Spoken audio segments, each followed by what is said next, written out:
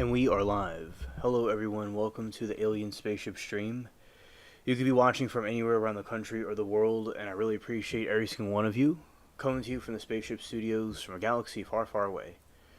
Right, I hope everybody's been had a good Saturday. We are now going over to this other window so people could see me. Okay, I'm going to turn this on a little bit more bright.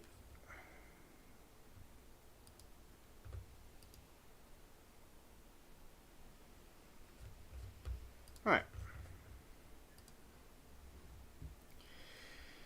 Hello, it is I, Alien Spaceship. I hope everybody's been having a... Some parts of the country have good weather, some parts of the country are more stormy. Of course, I like stormy weather either way. I like stormy weather or weather that is good. That's sunny. So, in my neck of the woods, the weather is very overcast and rainy, which I do like that type of weather. It's very cool. But depending on what type of activities you want to do, because certain activities not necessarily would be able to do those things if you are drenched with the rain, but it's also good for maybe staying inside or doing some sort of activity that has to do with the rain. But it's nice to be in, somebody is working in it or outside in it. It's not really that fun to some people. And I guess inside cozy would be nice, or sometimes I personally like walking outside in all kinds of different weather and all the elements. But yeah, so it just depends on what people's taste is. It's nice to go to sleep during the rain. Now, we had a very good stream last night.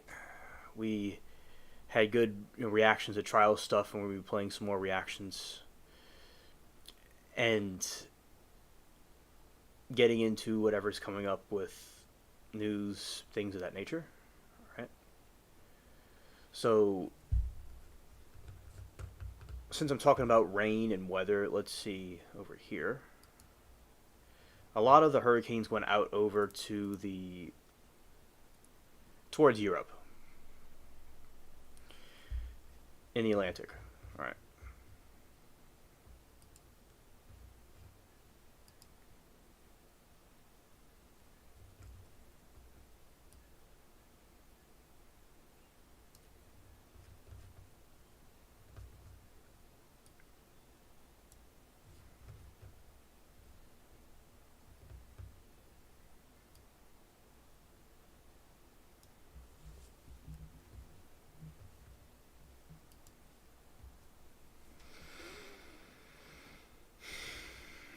Yes, so going to look at an interesting concept here as we have different people come through, if they do come through. Going to look at something with rain, which is in the psychology on it with the mind, something that I'm interested to know about. It's something that I just popped in my head. Let's see.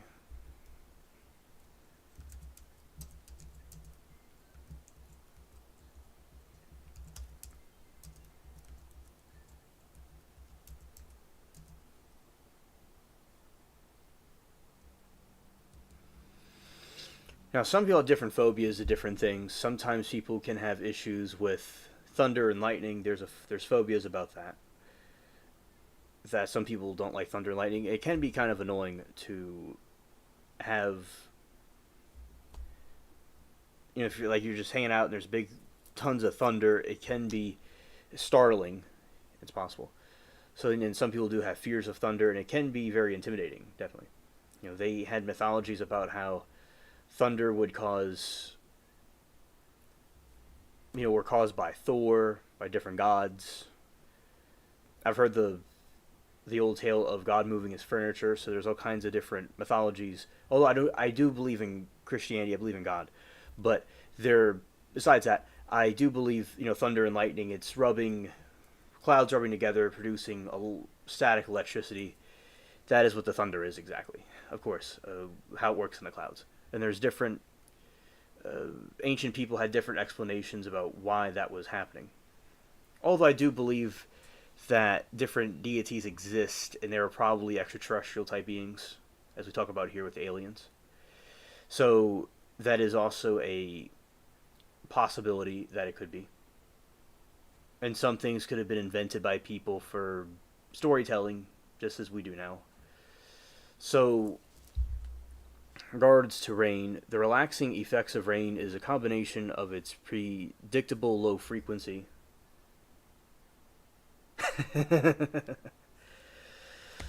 Hello, Michael. Good to see you. And yeah, I am a naughty. I need to sit in the naughty chair for that. Good to see you, buddy. And the with rain, I'm talking about in this at the moment about rain and its effects on people. So one of my friends and I in another chat were talking about how rain is nice and soothing. You know, say somebody could go to sleep to rain, or people could be inside and it's nice and cozy. And kind of looking up the effects about it. Oh, nice. Nice to hear, Michael. So, in this situation, why the rain is nice is people like rain is this reason. The relaxing effects of rain is a combination of its predictable low frequency sound, its pleasant earthly scent, and a deep psychological connections to feelings of safety and comfort.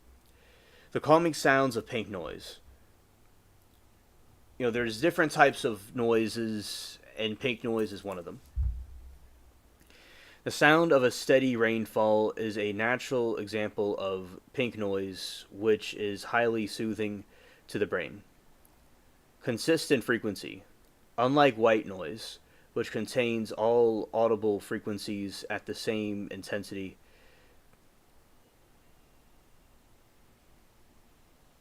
Oh, you have an opinion on this. I would surely would like to hear about your opinion, Michael, about this. Thank you. Unlike white noise, which contains all audible frequencies at the same intensity, pink noise has a more balanced distribution, emphasizing lower, deeper frequencies, predictable and non-threatening. The consistent repeating pattern of raindrops prevents your brain's threat-activated vigilance system from becoming overstimulated by jarring, unpredicted noises like car horns or slamming doors. Promotes alpha waves. The brain can produce alpha waves in response to the low frequency tones and steady rhythm of rain, which are associated with the states of calm and relaxation. The earthly scent of petrichor, which I've never heard of this definition. I gotta look this up. Scared.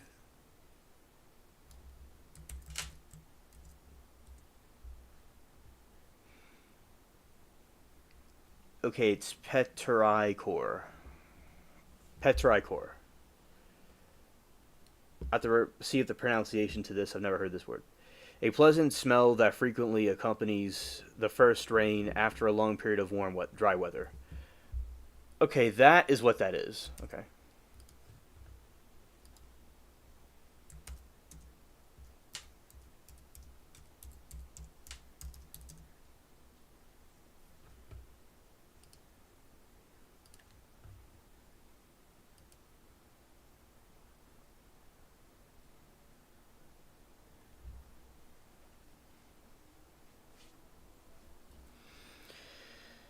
Petrichor. All right, I said it right. Okay. That's what that smell is after rain, because when it rains, there could be a nice like scent afterwards, and that's what that is. Okay. Rain produces a distinctive pleasant smell known as petrichor, which has a calming effect. Nature's aromatherapy. Petrichor is created when rain water interacts with oils secreted by plants and a compound called geosmin, which is produced by soil-dwelling bacteria when rain hits the dry ground. These molecules are released into the air. Evolutionary Inc. link to survival. Scientists believe humans are naturally drawn to this scent because ancestors may have associated it with the arrival of water, a critical resource for survival. Mood boosting ions. Rain also releases negative ions into the air. Studies suggest that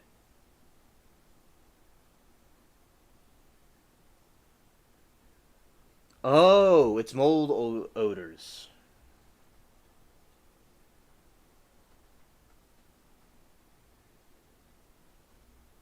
Okay, thank you. Evolutionary link to survival. So, we read that part. Mood boosting ions. Rain releases negative ions into the air. Studies suggest that inhaling these ions may have positive effect on mood and can relieve stress. Psychological cues for safety and rest. Beyond the sensory effects, rain is tied to psychological associations that foster a sense of security and restfulness. Evolutionary status safety signal. The sound of rain may have historically signaled a time for shelter when predators were less active. This could have conditioned a primal response that associates rainfall with safety and reset. Cozy indoors feeling. For many, rain evokes memories of being warm and cozy indoors while watching or listening to a storm outside. The brain links these experiences with feelings of comfort and relaxation. Increase melatonin. Cloudy, rainy days reduce ambient light, which can trigger the body to produce more melatonin, the hormone that regulates the sleep cycle. All right, so those are reasons why the mind does. People like to have rainy days and rainy days inside. Now, of course, with some parts of the country, it does not rain too much. Like over in Nevada and parts of the West, it doesn't rain pretty much at all, so they don't really experience this type of situation. Like where, like for instance, some people like out west, as we talked about before, they will uh, watch it as it rains. And Michael says, I think the smell of the rain is more relaxing. As rain hits the ground, different molds are released out of the dirt. That odor releases endorphins and makes you feel good. Oh, okay, thank you, thank you. I didn't know that. So it released molds, okay. Michael say didn't notice that. Right. Hello, Saw Girl, good evening. And I hope you're having a good weekend. We are talking at the moment about the effects of, which where I am, it's raining right now. And I was thinking about how it's, and one of my friends and I were talking about how relaxing it can be being inside when it rains, or just rain's it's a good feeling. And a lot of people like the feeling of it. So I was looking up like what causes that, as we could say part one of this stream. And let's see. And let's see about the petrichor's effects on the mood. Let's see what this says. Michael said last year we went over 200 days without rain. Oh, that is a while. That's a while. Wow.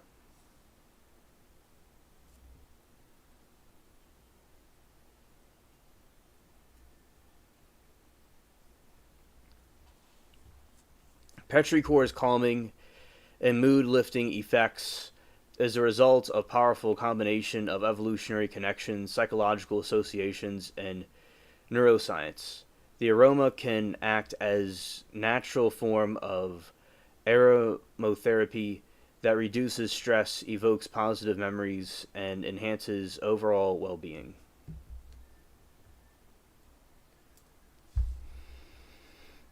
Evolutionary connection and survival, as kind of like what we said before. Humans are exceptionally sensitive to the geosim compound that creates the petrichor, and scientists believe this survival trait passed down from our ancestors. For early humans, the arid climates and the smell of rain signaled the most immediate arrival of the sustained water.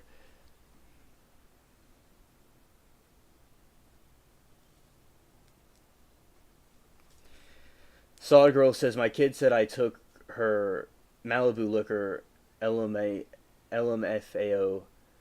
I did it and it's delicious. Well, that is hilarious. There you go. And I like the humor about that, and I'm sure it was very good and a good way to enjoy your day. This petrichor positive cue for replenishment of water sources and growth of vegetation, both sustenance and shelter. Over time, this association may have been integrated with our brains, so smelling petrichor now triggers an innate feeling of relief and satisfaction. Oh, yes, yes. I like the smell of it too. Now, where I am, there's a lot of trees and nature, so that is an effect. And I now know the reason why it smelled so good. And also, Michael gave his analysis about it. And the smell of the rain is relaxing. Rain is ground. Different molds are released out of the dirt, and odors release. Endorphins make you feel good.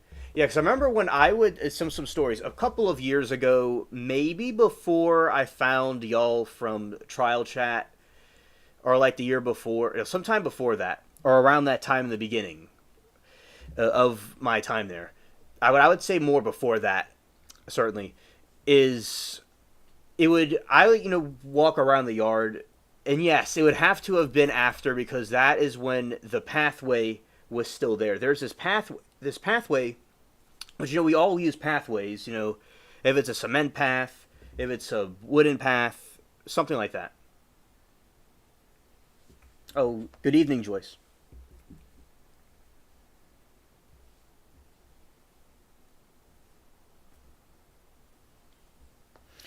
Joyce said, I love the smell of rain. People think I am crazy when I can smell it before it starts. Ah, nice. Yeah, there you go. I have had times where I was able to smell it too before it started. So we all have different pathways, and also in life there's pathways. So there is something that I constructed that was... Hello, True Crime. Good to see you. Renee, welcome. So, yeah, spooky party. It's a spooky party because it's Halloween time. It's Halloween season, one of my favorite seasons, and we're having a spooky party in here. Scared. I could also say it's a scared party. So, with this pathway, there is this tree that I had on the land, and there's a swing set under there that I would use back in high school. And after school, I graduated. I would use the pathway. When it rained, I created this pathway by jogging on it, and it was completely level with a bunch of... We use roofing shingles as a pathway. Oh, you rebranded it. I thought that was you, True Crime, because I could see the prefix True Crime. So thank you for clarifying, and since you're a mod, I knew that I have known you at some point. But thank you for letting us know you rebranded it. I'm glad to have you, here with us. Oh, Michael, sorry to hear about that. And if you want to talk to us, you can if you'd like. And we're here for you, either way. So, with the pathway, I would, walk back and forth and on it. Now, this time period also extends to when Trump's first term, like towards the end of it. That's how. So it was over a long period of time. It would have ended probably around the time recently, more recent times. And Sawgirl says I have R rheumatoid arthritis. When it's gonna rain, my bones ache so bad. Oh, it aches when it's about to rain. I didn't know that it can do that. I mean, I didn't know about that condition. Thank you for telling me about it. I know when one of my friends' mom that makes the gumbo that I talk about, she had an accident many years ago, and she had some operation, and yeah, she said when it gets cold, she feels bad. She feels the sores. So I've heard of something like that, but not specifically with rain. Thank you for letting me know.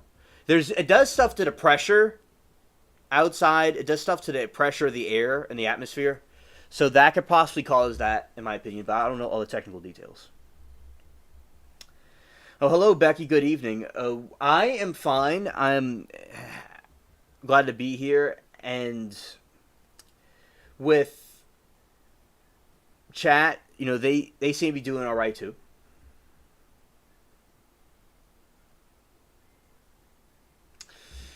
Okay, so Michael says, not at all. Just third world problems, just issues with car parts and the computer. Oh, well. Oh, okay. Understood. Yeah. Yeah, things like that can happen. I mean, I remember when the original computer that I had before this one, it served its life purpose, and then at some point got a newer one. Yeah, things can happen, definitely. It has ups and downs. Thank you for sharing, Michael. Nice, good to hear, yes. Now, with the pathways I was talking about, when it would rain, I'd walk in the rain, and then I would go into the front part of the apartment. Which the apartment is a name for this part of the house, my grandparents' house, like under the downstairs, a part of the downstairs part. So my great grandparents rented it out, like back in the 50s, in the 60s. It was a 2-story house, and they made the downstairs into a house to rent it out when they were in the beginning.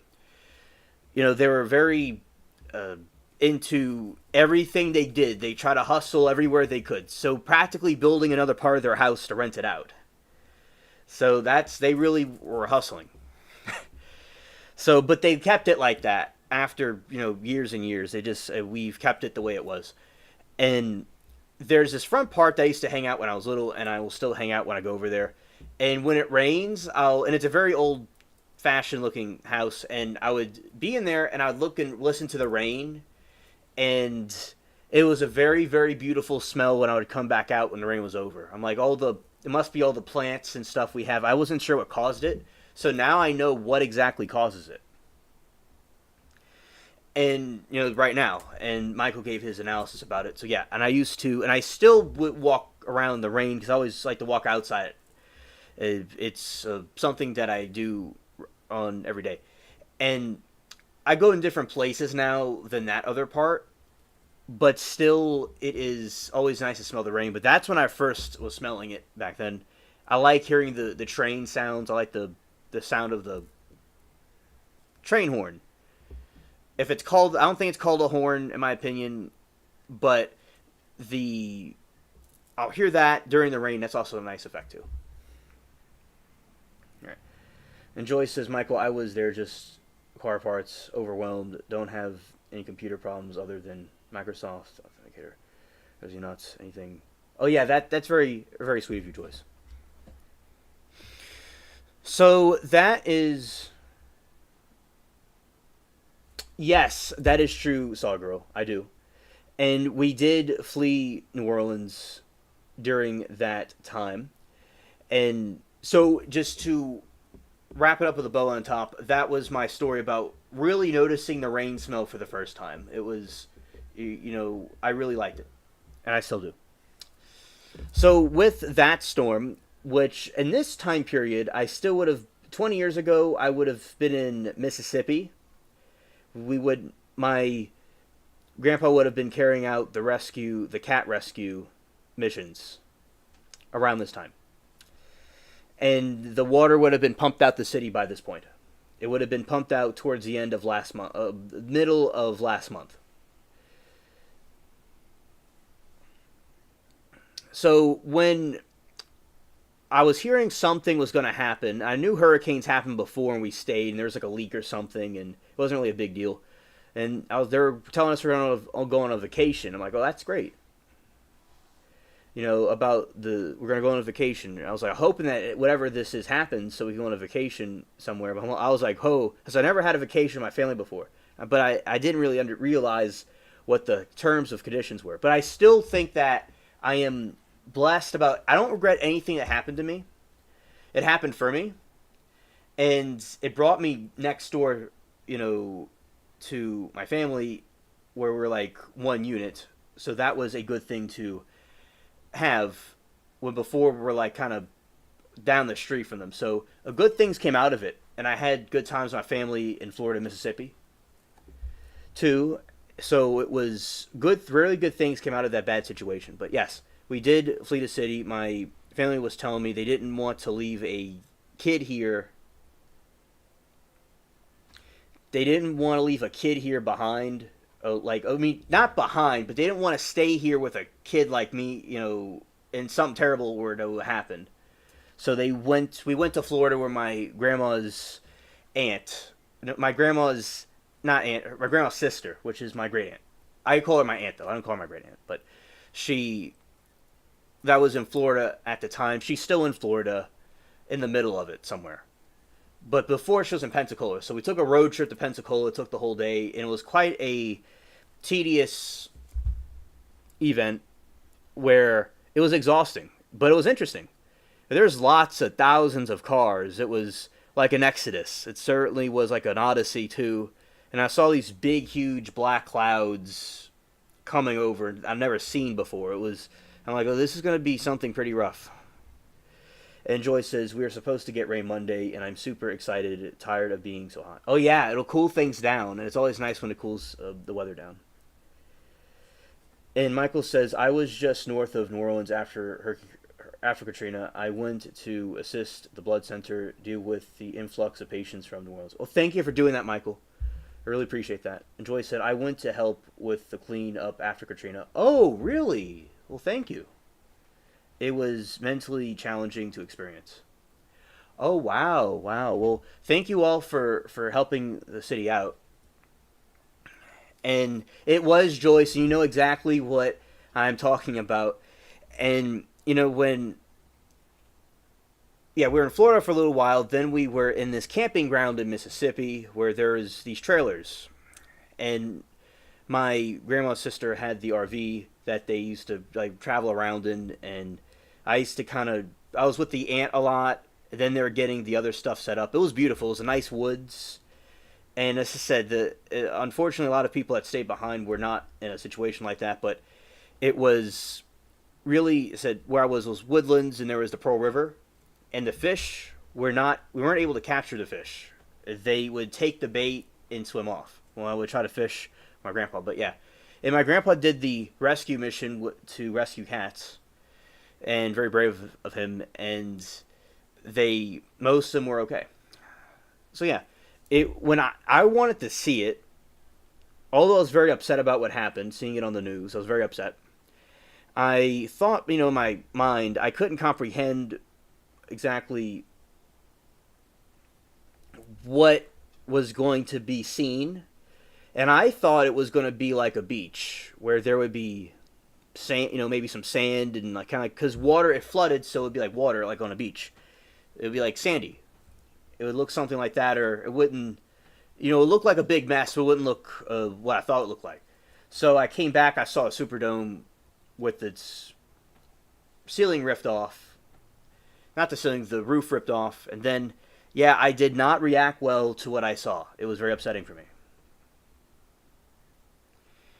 And yeah, it was like being in it was like hell on earth. It was very strange, like a Twilight Zone. Hello, D-Sauce. Good to see you, buddy.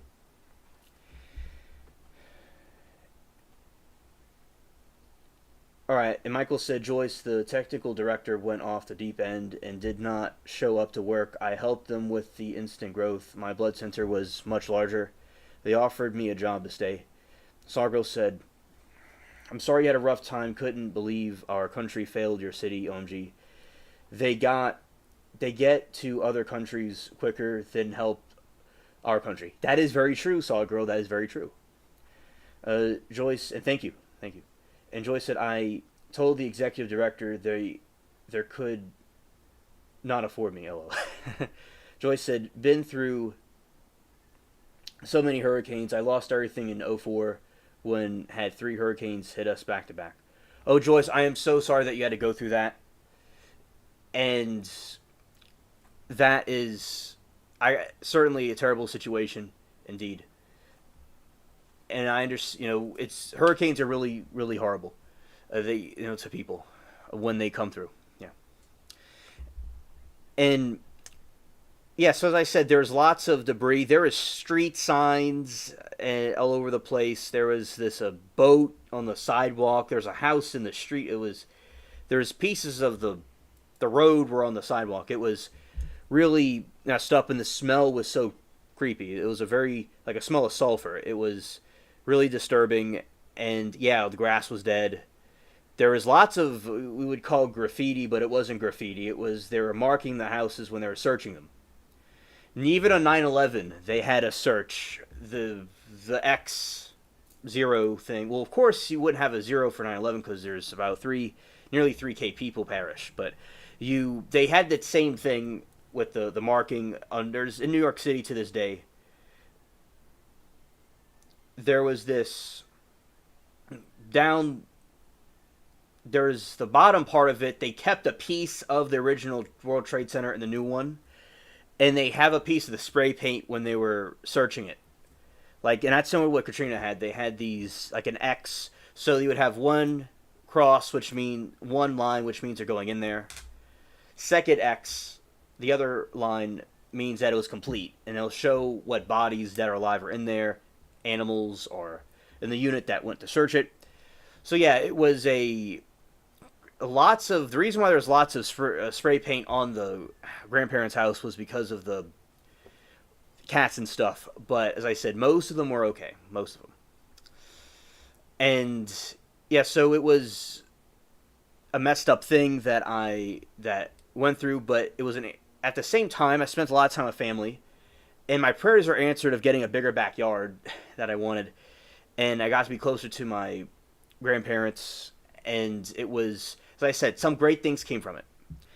But at the same time, yeah, it was certainly a traumatic thing to go through, and I'm thankful for all the people that helped out and came to the city. I appreciate that very much. Yeah, so I was pissed at our government. Oh, the government. Yeah, now, speaking of that, although I do think it is fine to help other countries if it is reasonable, it is a fact that I believe, in my opinion, Saw Girl, how they help out other countries quicker than they help out this country. And I will also add that they didn't, when it was very clear, when they were inspecting the levees back in the 90s, they were saying that the levees were weak and they need to be replaced. But they didn't do anything about it. And then it broke. They have to constantly, keep up with it. And and they just gave way and buckled. And as I said, it was not all in one time. Actually, after it passed over is when they collapsed. A lot of them, the main ones that you hear about, little areas collapsed, Ninth Ward, stuff like that, while it was happening. But other ones took about the next day, the next morning, like 9:30 in the morning. Where I am, came from the north. Allegedly, it came from the south, but I don't see evidence about that, or it went away, it washed out quicker. But it was mostly from the north, and it came down like a little tsunami.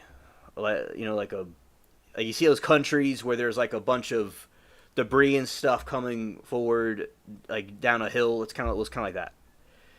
So, Yeah, they failed to keep it together, the levees together, and yes, they failed with their aid. They really gave it was a humiliation on the country. That's why I do want response times and stuff to be improved. Now Joyce is saying we were there to help clean up debris, and while loading a roll off, they found a deleted body. That was sad.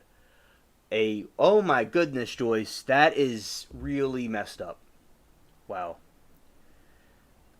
Yeah, thank you for sharing. That is really messed up. But it was sad, definitely.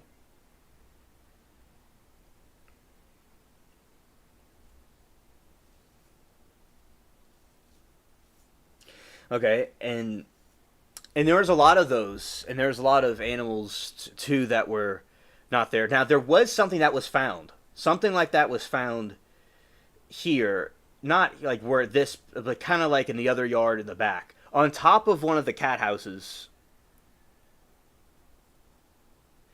There was this giant eel. So they found an eel that crawled up, that slithered up. They didn't crawl up. That was really intelligent for me to say crawled up.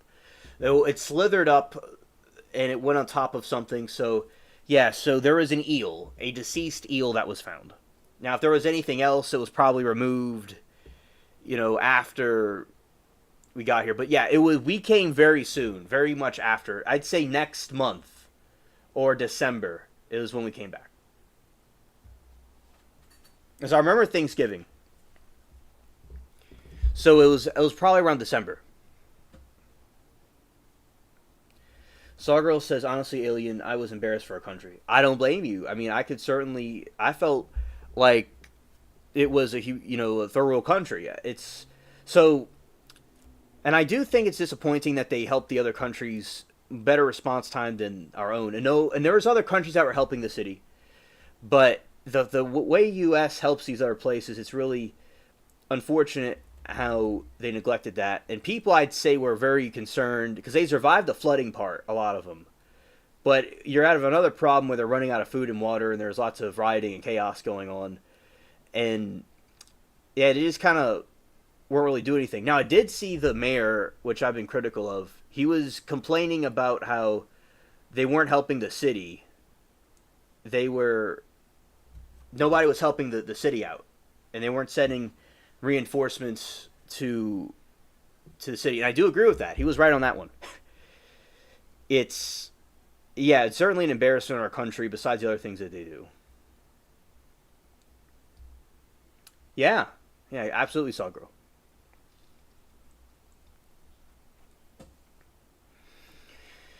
And in this situation, you have lots of lessons that were learned, hopefully learned, and that they don't repeat that again, where they just neglect the situation if it's anywhere in the country, because it's important to help your own country and your own people. So yeah, so thank you. That I do agree that it was an embarrassment, and I'm glad other people across the country felt the same way. Because being older now, I would say it would be horrendous to see something like that from another part of the country where they're just people just stranded behind like that. Yeah. And it certainly was a catastrophe. And I remember what I saw was we were driving around. There was roofs. Some people pronounce it roofs. But the roofs, there was these rectangular holes in the roofs. And those are from people that broke out with an axe to escape the rising water, and they would go on the roof. Another thing that I would see is help signs on roofs. So I was like there so soon that I would see these things that were like there prior. And as I said, the Six Flags was destroyed, and they never refurbished it. And that was under very, very deep water, too. That area was heavily flooded. And that's another thing that's embarrassing, Sawgirl. On a lot of places were destroyed. Like there's like malls and amusement parks, things like that. Those places, there used to be places out here like that from the 70s. They were like built in the 70s, in the 80s, and they were vintage. but they didn't really refurbish things, so it's kind of became like a wasteland.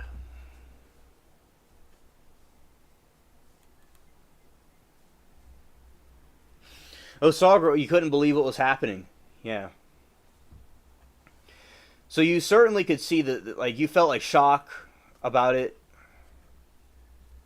and because y'all were seeing that on the news. Now, it probably was another surprising factor to see so much area flooded like that, and this city was a port city, and the America did so much to save the city from, like, when England was trying to take it back, and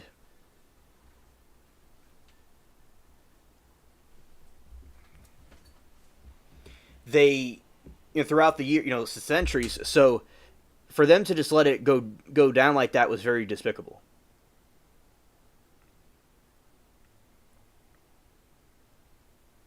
I went to a bar in Palapolion that had a coffin for a phone booth. Too funny. That's funny. Yeah, shout out to the phone booths. I remember payphones growing up. Although I didn't really use my own change for it. I was too young for that, but I do remember using them. And my school had them. And now with phones, there's a bunch of smartphones.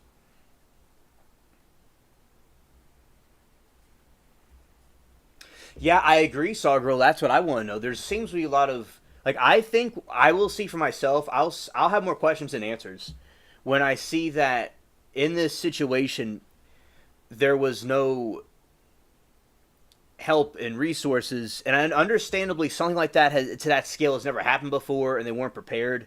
But they didn't really, as I said, other countries can have a problem, and they seem to be quicker than they were to over here.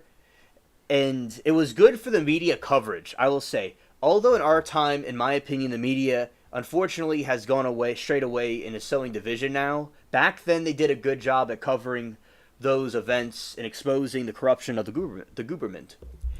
Like, for instance, the Superdome. There's so many people that were just stranded there, that were in the convention center, on bridges and stuff. There's people just stranded all over the place. And they did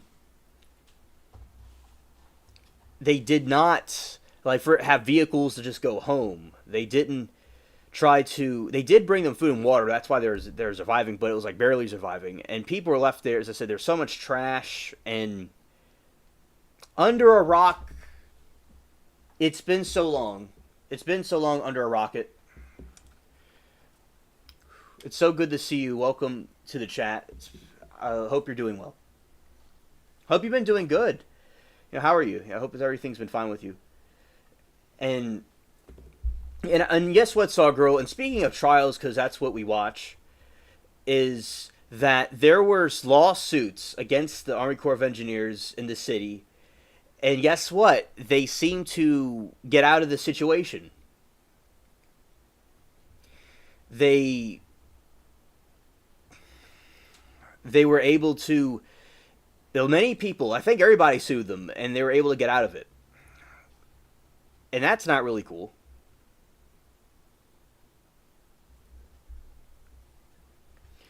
So when that happens, it was another embarrassment where there was no retribution about what happened. There was just some money paid out to people a little bit. But man, it's like, and they'll send money to other countries. Trillions of dollars to other countries, and they only gave the people that went through these things. They gave them money, quite a bit, but not nearly like what people should have gotten from the failure of what they did. Another thing on top of that, Saw Girl, is the aftershock of it. So think of like a bomb goes off, and there's like the nuclear winter. So when the nuclear winter happened, there was these. We were not in one of these type of trailers, but there was these FEMA trailers. And some of the FEMA trailers had things in them that were not right, making people sick, allegedly, from what I remember from that time.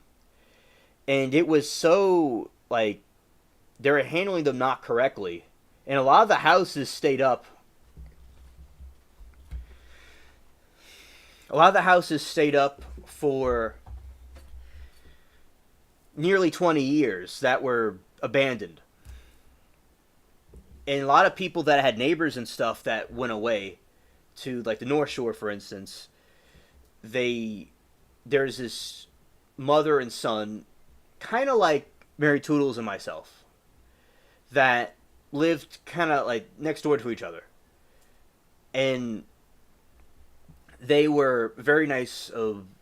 There's an older couple, and there was this, and her son was next door, and he liked the computers like I do. And they, moved out the city after the storm, and they're getting older, and they need to go to a place where it was, better for them anyway. And yeah, their houses stay up for nearly 20 years, not nearly 20 years, I'd say. And they're just a bunch of houses were just overgrown, and they're like ghosts. D-Sauce says, I'm watching a story about Omaha Dave Kruppa story. Oh, interesting. Thank you for letting us know, buddy. Saw Girl says, my son got married in New Orleans in 2013, but divorced now. Oh, yeah. And I'm not casting any judgment, but yeah, some marriages, not speaking about that specifically, but yeah, marriages don't always last as long these days as they used to. Because I just like older generations, no hate on anybody, of course, that been through divorces. Like in the back in the 50s and stuff, people seem to be married until they're older. And yeah, it is, it's not something, unfortunately, it's something that seems to be happening quite a bit. But yeah, New Orleans is a nice place to do it.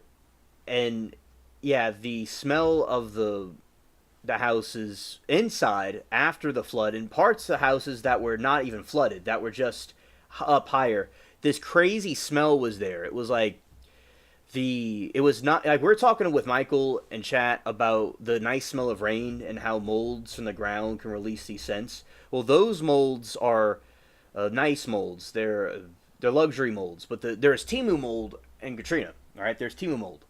And the smells that they were releasing were evil and the smell of death. So, yeah, it was a combination of a bunch of things that those houses smelled like. It was a spectacular wedding. Oh, I'm glad it was a spectacular wedding. And even if it didn't work out, it was still good memories. And there is, as I said, think about like a wall, which Joyce would know what I'm talking about. A sad divorce. Ah, okay. Understood. With the house, like say about some houses up to the roof, were up to the roof flooded, all right? But other places like this area would be kind of more waist level, and a little bit higher, maybe towards the chest. And there's like a line like say you go to a hotel, or you see something, and you see like a piece of wood painted a different color, and the top part's painted white. That's like what it looked like, but it was black and green, purple, and these different colors, and they're all circles. They're globular pieces of mold, all over, thousands of them. But the rest of the wall was fine, except the other part. And these enclosed houses along with the humidity for so long, and the humidity increased. And that is what caused those water lines in there. So yeah, that was another smell that wasn't too nice. Yes, that is true, Joyce. It was super high. Now, some parts flooded more heavily than others. They, as I said, some places were up to the roof. Some places flooded up to the roof. I was not, I said it was terrible flooding where I was, but it was only 3 feet where I was, where I am. But as you go down that street, it gets deeper and deeper. And you could see it like on Google Maps. Like, it's like there's a shoreline up there where it's like a beach line. And as you go down that way, it gets deeper and deeper. So yeah, it was very deep indeed. And there was a surge that came in, then it would subside. But yeah, it's like you had bodies. There was cars. There was all kinds of different items and things that were flooding. Along with the wreckage that came down. Yeah, so there were some parts that were still kind of moist even far afterwards, and there is some areas where it would be debris from years and years later was found because it was like a giant bomb went off. That's what it was like. Yeah, and I will say it is appalling about the response time. It's repulling. Not it's probably repulling is a good word because it's repulsing and appalling at the same time. And there are people that went missing. There's things and items that went missing.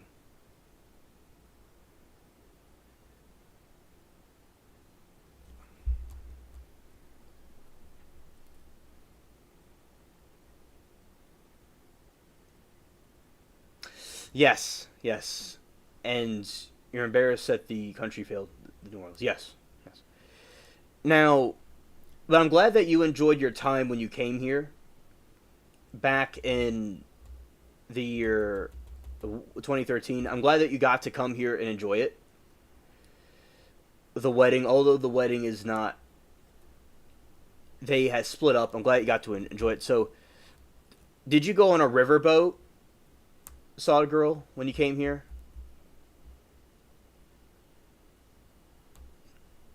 Just curious. And Joyce said, the water completely demolished houses. Yeah, that is true. That is true.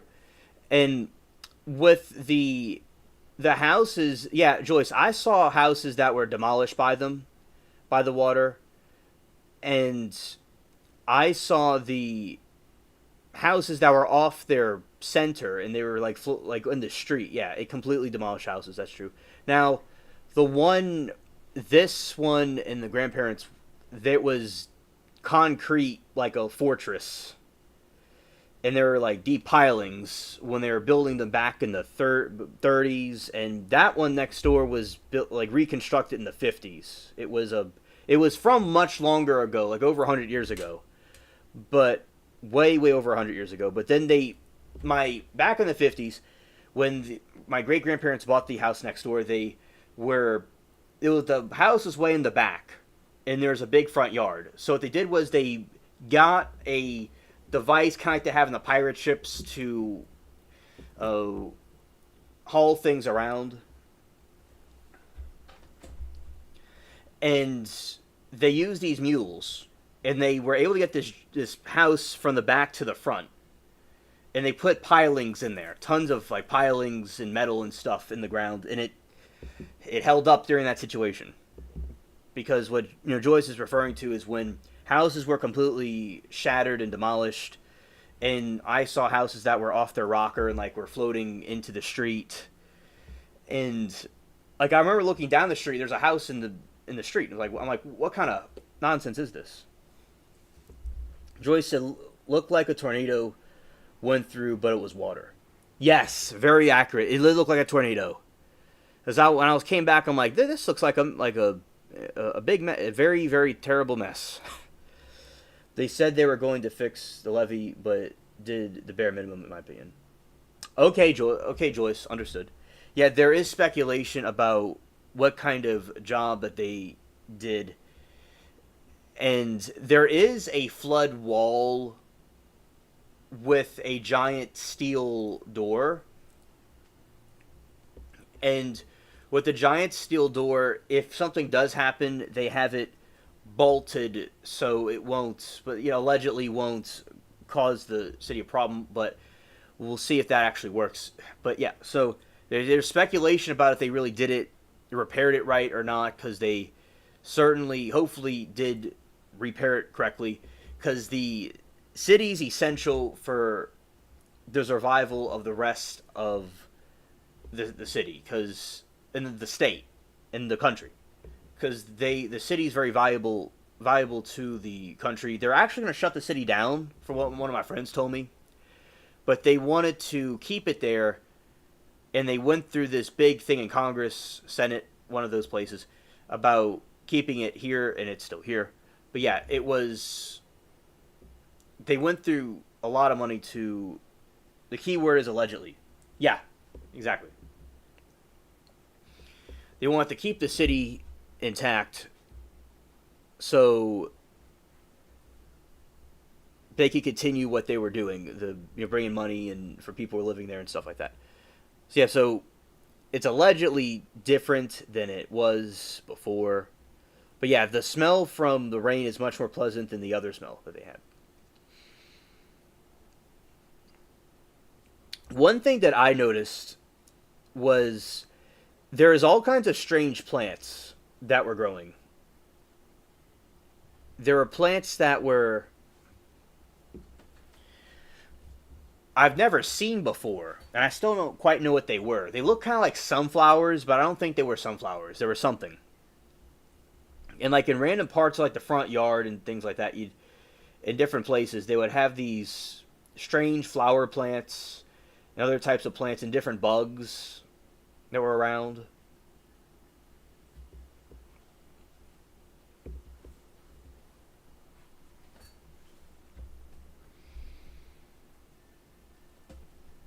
And that is another thing that was interesting in demographics change. Now, there's interesting animals.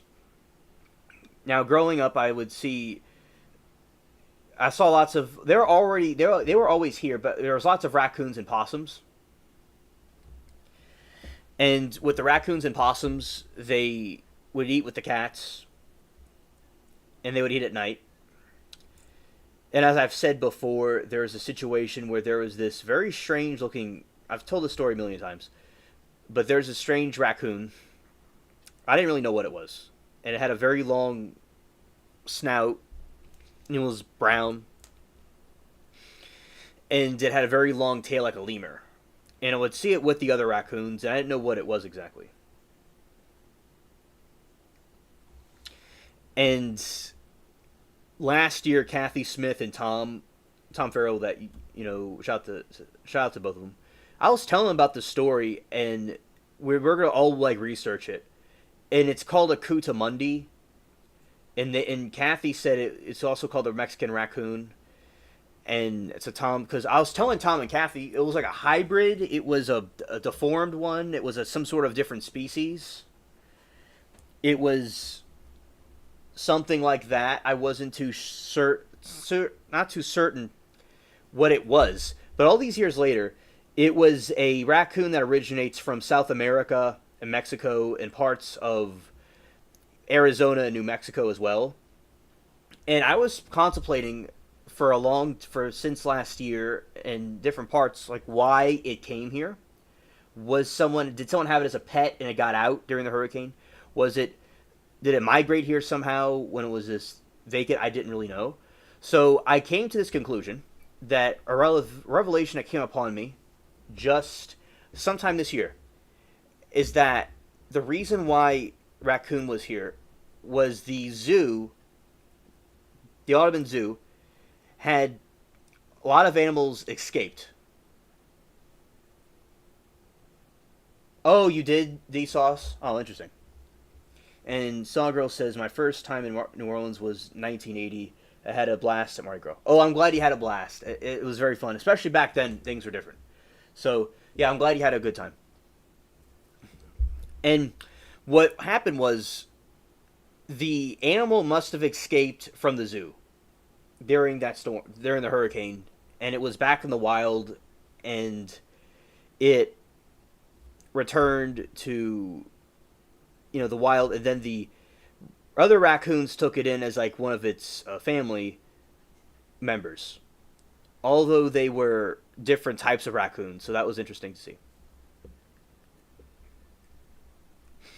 Allegedly, there was something like a panther, some type of big cat that was roaming around. And as I said, if it was some sort of exotic animal, it probably escaped from the zoo. As I saw something like that. and it wasn't a dog. It just looked like a really, really big cat, like a dog-sized cat. So yeah, it was a wild terrain, certainly, right after it happened. It was a wild terrain, and there was generators that were powering everything. You couldn't drink the water. So it was certainly like a frontier. It turned back into a frontier type situation. It was a post-apocalyptic society. And everybody, the lessons from this is that to always be prepared as possible, be prepared, not scared, and also the that anything could happen to anybody, but God willing, we're all going to be okay if something happens or nothing happens to us. But in a one day, a chupacabra, maybe it was a chupacabra, maybe so. Scared. It looked more like a panther than that, and it was completely black. And in the that in one day, I remember the morning when we were evacuating, and I was watching Nickelodeon, and I was in the front room with the TV tray, and I was getting some toys in a bag to bring with me because something was going to happen. But a part of me was like, I could have just put a bunch of stuff in a box. I didn't bring a bunch of VHS tapes and DVDs because I didn't think my aunt over there had anything, but she had everything. She had all kinds of players and stuff. I was like, oh darn it. It was like I could have brought these different things, but I'm glad I brought what I did bring. At least I knew to bring something. And it was really cool to at least have some of that with me. Like I brought my Spider-Man toys, and I brought some other toys that I have from a very long time ago.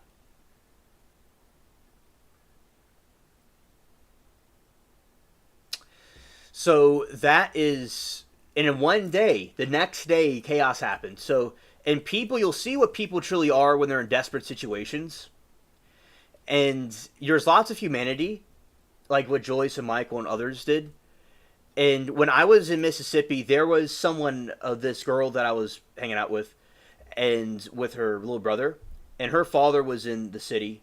I'm sure maybe even, I don't know what the guy's name was, but Joyce probably encountered the person when they were like cleaning up. So that person was with that group that was helping out the city. And remember, we're at a campfire in towards the evening, and she was telling me about it when we were in the woods. And Michael says the biggest issue I saw after Katrina was there was never a plan as to what to do with the people after they exit New Orleans. Yeah, that certainly was an issue that was not handled properly. And as we were saying before, other people in other countries, they probably would have handled it differently because they seem to help other countries. But look, if there's an explanation, I'd like to hear it. And Joyce says, they have a raccoon program here to raise them from babies and release them back into the wild. Not for me, but people do it. Oh, yeah, there is raccoons. They're not domesticated. Just like there's this wildcat that you'll see on YouTube, the Carcrius, something like that, and people raise it, and it hisses and screams and growls at people, and the people pet it anyway. But it's a big wild cat. It's scared. So that is something that people have exotic pets, and it's not tame like a cat or a dog. Even those creatures, those critters of animals can cause damage to people. So yeah, I can understand it's not your thing.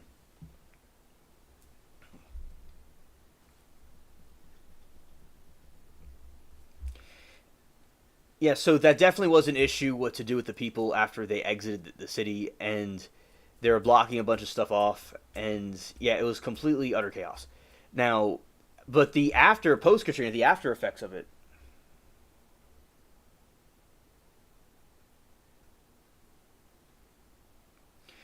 And Joyce has another good point. She said, in all fairness, people are told to leave and they think they will be okay. Ultimately, it wasn't okay. That is true. The mandatory evacuation was instituted, and it was it was instituted, and people were given an option to leave. Now there are some people that, for whatever reason, they couldn't leave, or some people were just very set in their ways, and they didn't want to leave. Other people weren't able to, and some people thought it was no big deal. So that is a combination of different people, and they thought that the Superdome would save them when it saved them, but there is also a little bit of a problem afterwards. And I do agree also with Sawgrill saying that our country failed. You seeing people on houses is disgusting. I do agree. Because some people were not able to leave. Some people, were dogmatic about it and didn't want to leave. I do think they should have left, but you are right. Both of you are correct. Where they did warn people, which was good, but their rescue efforts could have been better. They could have learned from. So, yes, I do believe the city was failed, especially from the flooding. That they didn't have to flood like that. That's one of the biggest problems. They didn't make the levees right in their response to getting water out the city, which would take a while. But of course, there's people like Joyce and whatnot that did help out, thankfully. But yeah, I do think the rescue response was not the best it could have been. Yes, there's a combination of both. Both are correct. And because remember, the levees were supposed to be safe, where people were supposed to keep it up. Their levees were supposed to not break, and they broke. So if the levees didn't break, there wouldn't be a problem. Too much of a problem. And yeah, I think that in this, I think they have learned from it, and they will not be. Hopefully, they'll have better response time if some catastrophe happens here in other parts of the country. Now, with the post-Katrina, there was this issue with a lot of the different places that used to be here weren't there anymore, and a lot of stores and restaurants weren't around. But there's still like Asian restaurants and different places to go. But most of the stuff is over in the Metairie and Kenner side. But over the east side, there isn't. Like, there used to be malls. I said, like 70s, 80s style. Like y'all would have liked it, and 90s too. Like, of course, in that era, that's when I'm remembering it from the early 2000s. So that's the last time that era was there. Back in that time. And when that era was going, maybe it would have looked different now if it would have still been open. So I'm remembering it from a different time period. But yeah, it was kind of like that type of style, and it was from back in the 70s. It was open, and they just. And Sawgirl says, whatever the choice of the people, they had the right to choose. Yes, people have free will, and they could do what they feel is best. And the levees should have protected the people. At the same time, with the warnings of evacuation, should be heed if they can. Like, my family got out, and if people can, they should leave if they are able to. But of course, they should have the free will to stay or leave, depending on, they were warned. At the same time, they have a choice, and the city should be safe enough to withhold it.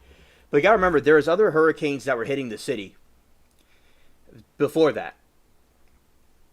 About 2 to 3 hurricanes hit, and it weakened the levees. And that wasn't too good. There was hurricanes the year before. So another failure of the government was they failed to keep up with the levees at the same time. Like a tornado warning. If you're warned to not be in a tornado, you have to do what you can to be prepared to not be hurt by a tornado. That's also true.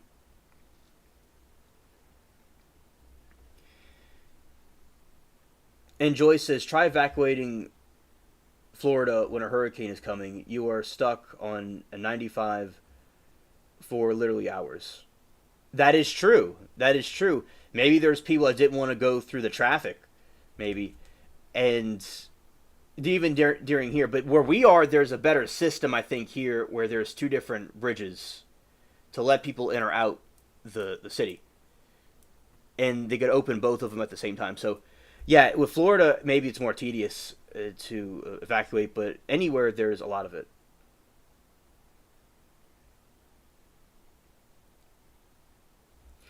And Joyce said, I have stayed through hurricanes and I wish I had left, but I didn't want to deal with traffic, especially with literally kids.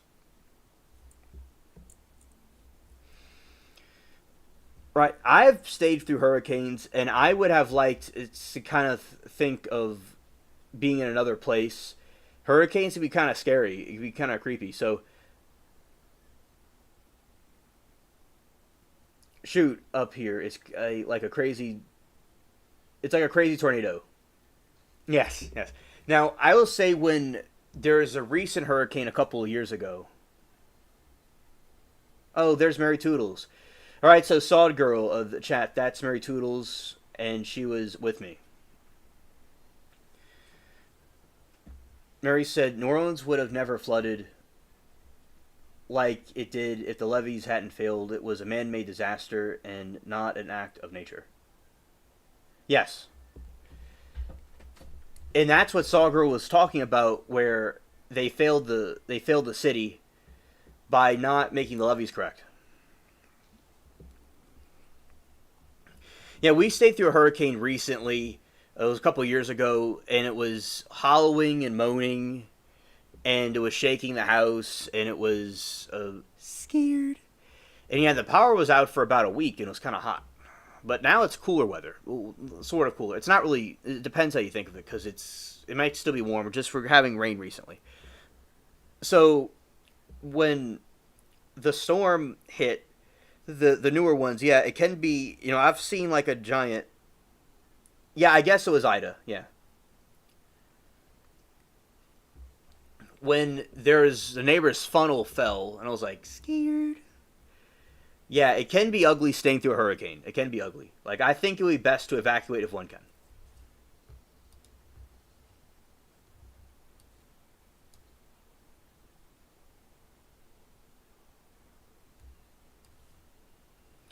Joyce said, now live where tornadoes and blizzards happen. Wonderful. Scared.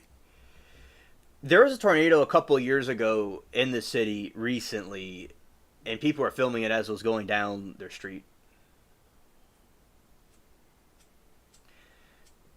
And Mary said, I'm kind of hot. No generator and windows that don't open. It was brutal. Oh, I'm talking about that. That time it was very brutal. Oh no, during Hurricane Zeta. It was towards the end of like October, and there was a cold front that came in. It was like in 2020 or something like that, or 21, and it came in, and there was a cold front, and it was much cooler weather. But the other one during Ida, it was very, very hot. It was a furnace. Yes. Oh, hello, Moki. Good to see you. Welcome.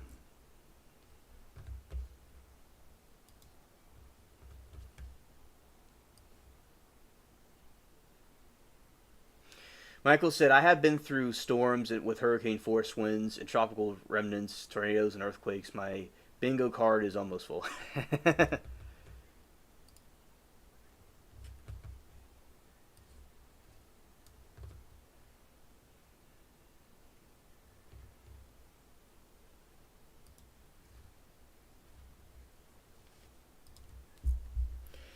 Hey, hello, Moki. Good to see you.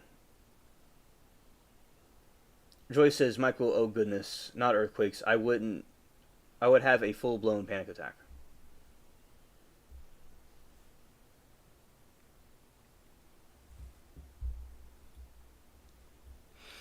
Joyce said, try to prepare but never know.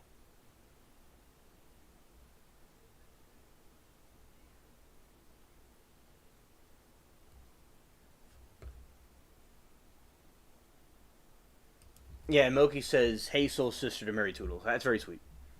Yeah, and in Saw Girl, I totally agree with you about the. I do think the government failed the city in many different ways, and I'm glad that you are, along with the rest of the chat, are very upset about what happened in that situation. And Michael says, Joyce, the earthquake that hit Northridge measured a at a 2.2 in Las Vegas. I grew up in OKC. Okay. And Michael said, "Hey there, Moki and Mary."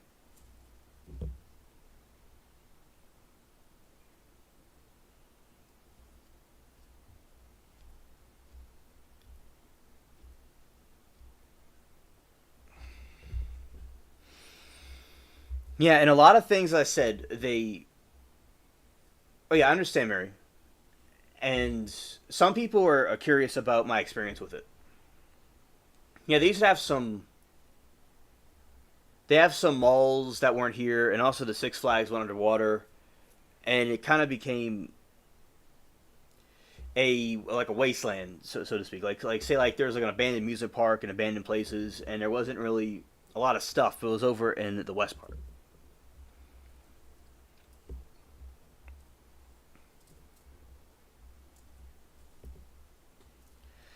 And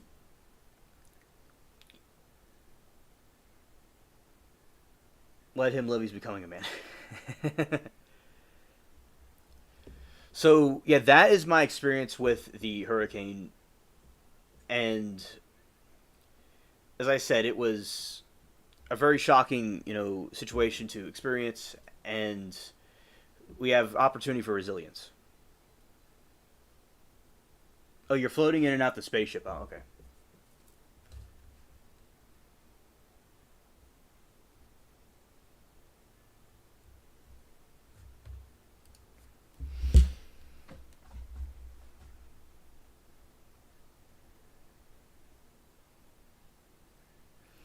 Yes, Saw Girl, and I am thankful for the support of chat about what happened to us, and I don't know if we've had if you asked Toodles and I 20 years ago if we'd be on YouTube talking about it. It was so it's really I appreciate all of y'all support about it, and Saw Girl, I really deeply appreciate your feelings about the situation, and on behalf of the city, I thank all of you. Yes. Now, Saw Girl, there was a lot of water lines. Like even like going to school, there would be these water lines that would be on the buildings and stuff, and on like the what do we call the bridges too. Now, my school over in Metairie flooded, and contrary to people think, that it flooded over there briefly, though. It didn't flood like it did in New Orleans at all. But it a little bit flooded over there, and it messed up the gym floor, and it messed up some stuff over there, but nothing like over here. But it did flood over there, too. My principal had it over in Lakeview. It was very messed up, where it flooded very high, and when my principal, his house was wrecked from it. And Moki says, Mary, I've been decorating the spaceship like a genie's bottle. Yes, Moki has been doing the spaceship, decorating a spaceship like a genie bottle. That is true. The circular sofa, pillows everywhere, and beds. And Joyce says, it's hard to stay calm when things are happening. I do and wonder how I do because everyone else is losing it. I try to keep them calm, but considering getting a fly swatter to snap them out of it. Yeah, hilarious, hilarious.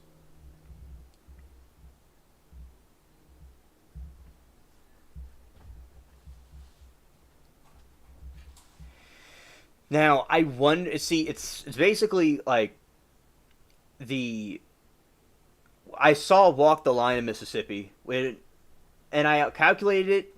And Mary Toodles, if you're still here, Harry Potter came out during that year, so we saw Harry Potter in another state when we saw it, and the Walk the Line came out next month, 20 years ago.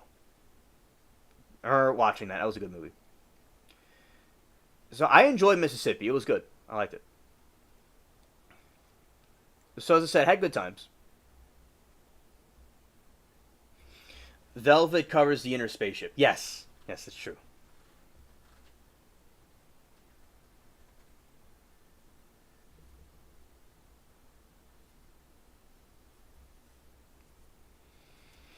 And Moki, we were talking about the smell of rain, and it has to do with different spores, things like that, that are released from plants in the ground that cause that rain smell. That, and some parts of the country don't have a lot of rain, but that is what we're talking about because it's been raining here, and it's been raining in also y'all's area a little bit too, from what I've heard.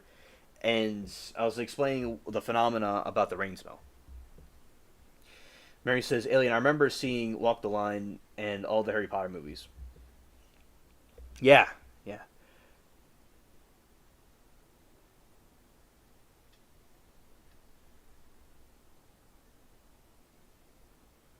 Sawgirl says, "Okay, I'm going to sleep. I just want you to know that I'm disgusting. It's disgusting with the response to Katrina." Okay, good night to you, Sawgirl. And I am also disgusted with the response to Katrina too, as well. Thank you for. I enjoyed talking about it with you. And anytime you want to talk about these things, always let me know. I'm happy to talk about it. Good night to you, Sawgirl. I enjoyed talking about it tonight.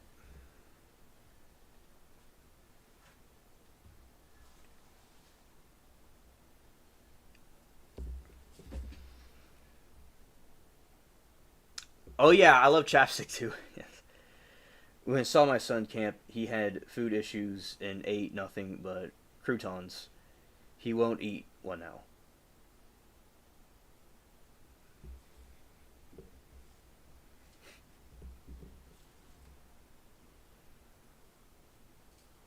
Joyce said he hardly eats, either comes home starving. Scared. Only camp that I went to was I went to my school's camp and a day camp. That's the camps I went to. I didn't go like off in the woods somewhere. As I said, the only closest thing to that would have been to when I was in Mississippi. I wonder what it would have been like to walk around at night in that campground with a campfire. That would have been pretty cool. But I was, in the house. I mean, in the trailer. I wasn't in the other parts, like how I do stuff at night and things like that. I didn't do that before, like when I was a kid, of course. But yeah, the campfire smelled good.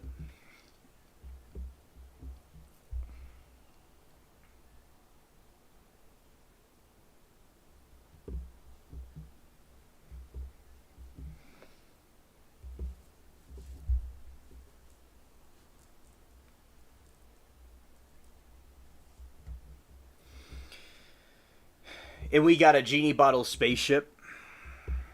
That would have been a name I could have came up with. Genie bottle spaceship sound effects and vlog.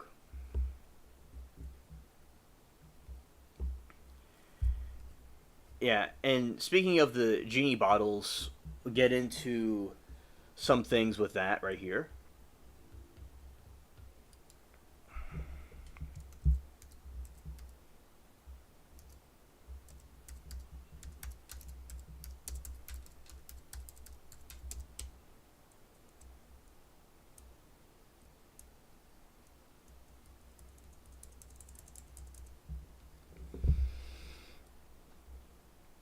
Joyce said I was at the YMCA summer camp and they took us to a Indian burial ground to camp. I love it. Was terrified at the same time. It was great. Oh, that sounds exhilarating because you're having both emotions at the same time. And I I've been to when I was in Kentucky. I was at a Civil War battleground, and there is Max the dog, and with Max the dog, which my aunt's dog, they was barking at something next to the cannon, and we thought there was probably a ghost next to us. Scared. So yeah, the closest thing I've been to that was in Kentucky. There was lots of Indians and stuff running around that area back in that way in the past. There was a when there was the same aunt that we stayed with during Katrina. There was a tomahawk that was found from one of the Indians from a long time ago that they had.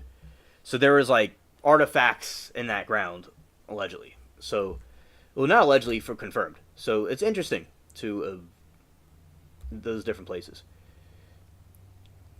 Yeah, the camping's always pretty cool. Joyce said I would have been like, "How'd he come in?" Oh, well. And the genies, so they come from jinn, which was from the Arabian Middle Eastern mythology, and like from like Aladdin. That's where they come from, and they have very, very, very cool architecture and nice interior because that's what we're making our spaceship's interior as.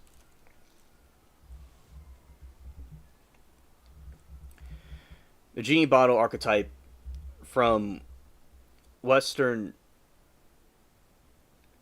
and you absolutely despise camping. Ah, okay. And yeah, I think I don't have a lot of experience with camping, but I know about it. And yeah, I could see where people wouldn't like it. I'm an outdoorsy person, but yeah, it certainly can have tediousness to it. But it's also some people could think it's fun. Now, I think the campfire stories would be my favorite part of it. Unlike the commercial graders of Disney and Aladdin, the original jinn were powerful, free-willed, supernatural spirits, both benevolent and malevolent, who could be trapped in vessels by sorcerers. As I said, I like the outdoors. I don't have a lot of experience with camping, but I like the outdoors.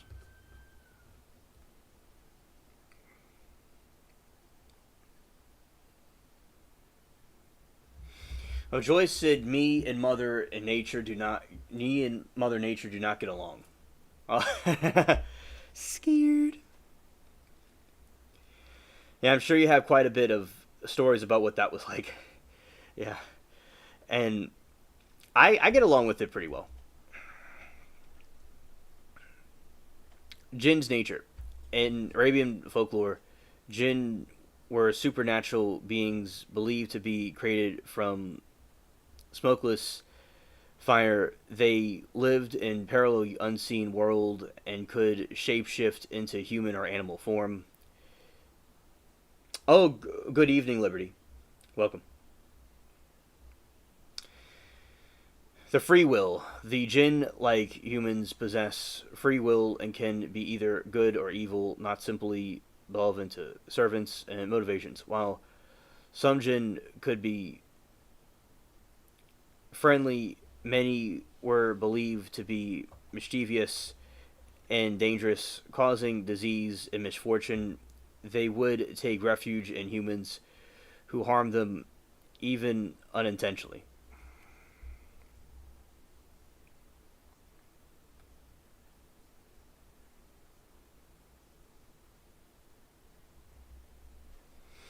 King Solomon. Ancient legends, King Solomon, with the ability to command and imprison jinn, he reportedly used it to help build his temple, trapping the most rebellious ones in bottles, flasks, and jars. A story, though not mentioned in the Quran, is widely believed to explain how jinn became trapped. Interesting.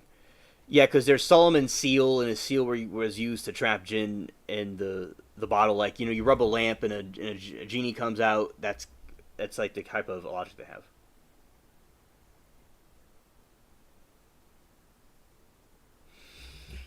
Joyce said, "It's all fine and dandy until you wake up at 1 a.m. and find out your tent is all flooded." Scared. Oh yeah, definitely, definitely. That would be tedious. There is a story of a YouTuber vlogger,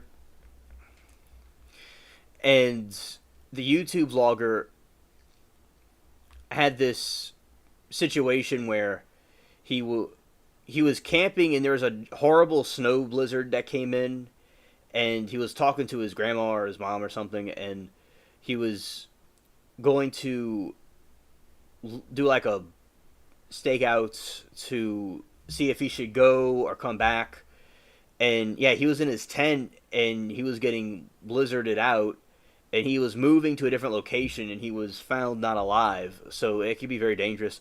There's also other stories of people camping, and there's strange people in the woods that are like lurking around. Like there's one guy was cooking himself some dinner on the campfire, and somebody's like kind of like in the woods walking around.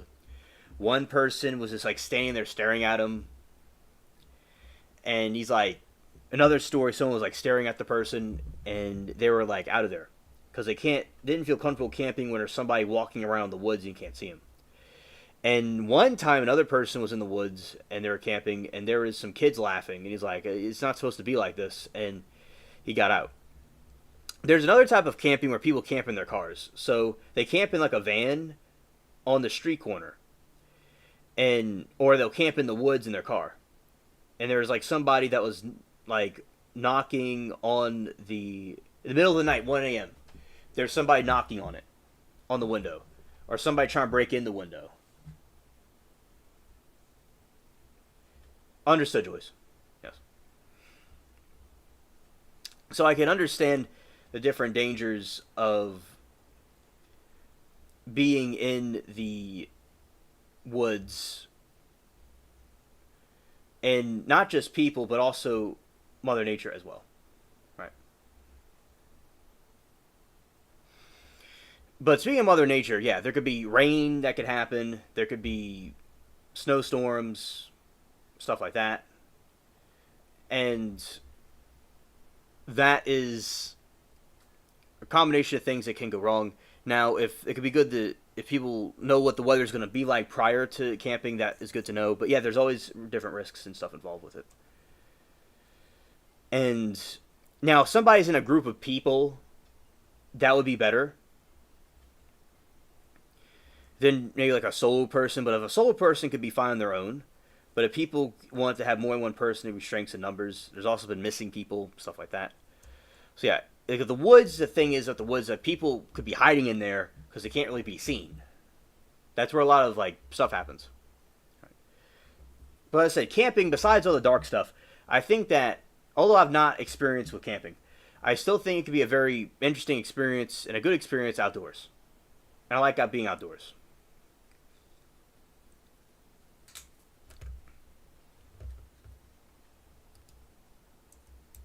Let's see this.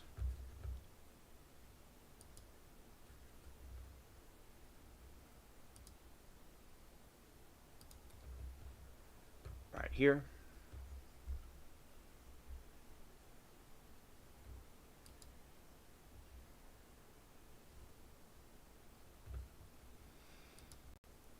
Okay, so that was about the camping. Let's see.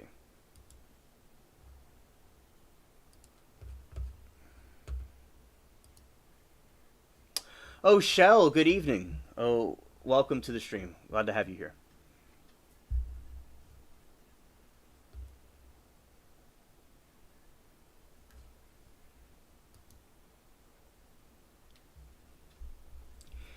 And we have genie bottle decor on the spaceship, is very cool. And let's see some other descriptions of the genie bottle decorations.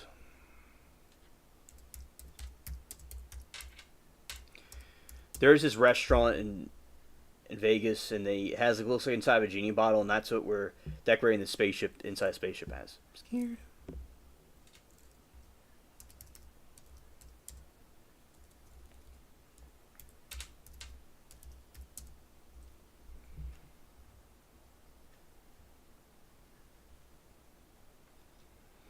Yeah, like these are like genie bottle type decorations. Is quite the inside of it's quite interesting. Yes.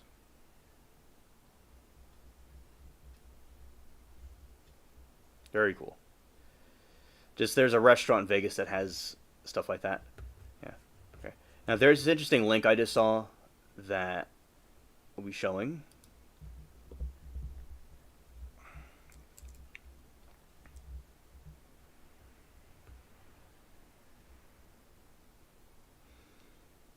This has to do with shells, sort of. Archaeologists dove to the bottom of the Mediterranean and found 2,500-year-old shipwreck.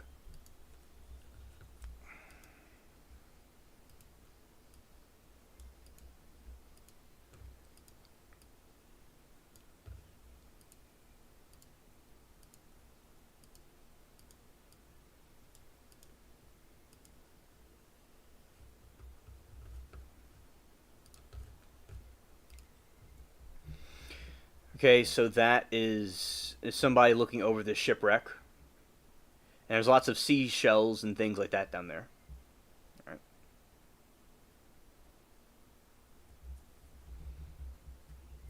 There's a shipwreck off the coast of Sicily that is so old researchers aren't even sure what materials were used to make the vessel. Archaeologists discovered the shipwreck buried under 20 feet of sand and rock off the southern tip of Sicily and believed to find is from either the 5th or 6th century BC. The ancient wreck was not alone either. Just a few feet away, the team found the two iron inverted T anchors, likely from the 7th century AD, and four stone anchors, likely from the prehistoric era, according to Sicilian region's superintendent of the sea translated statement. One of the anchors was broken and may have featured two wooden flukes to help hold them together on the seafloor.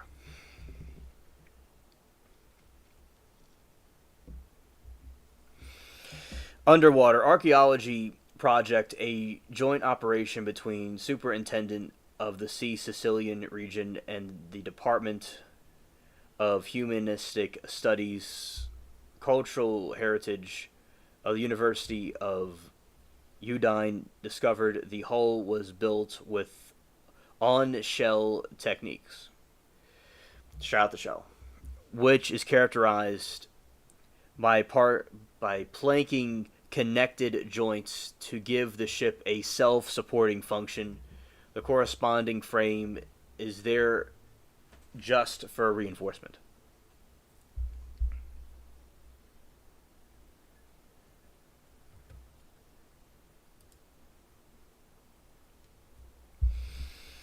The general condition of the hull, which has long been the project of attack by mollusks, we talked about in some of the depth trial stuff, we'll hear the word mollusks. Attached by mollusks that feed on the wood is in fact extremely delicate and require not only the expertise but also a lot of caution. Massimo Capulli, professors of underwater and naval archaeology at the University of Udine, said the translated statement from the university.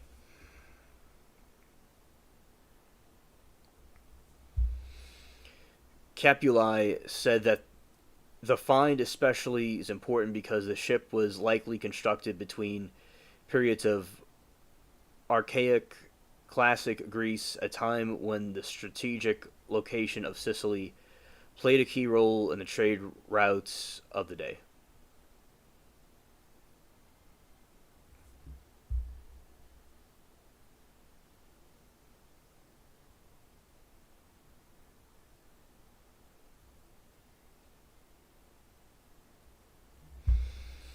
We are, in fact, faced with material evidence of the trade and commerce of the very ancient era, Capuli said. When Greeks and Punics completed for control the sea centuries before Rome forceful overtook the Mediterranean. So this ship is similar to like what the Spartans must have used and the people of that ancient time. Further investigation into the work could prove the help of uncovering clues about nautical know-how of the time. Underwater exploration is part of the Kayukana project, an effort to the research of the cultural heritage buried off the coast of Sicily that has been ongoing since 2017. Francesco Pablo, counselor of the cultural heritage of Sicilian identity, called the wreck a precious piece of Sicilian submerged cultural heritage.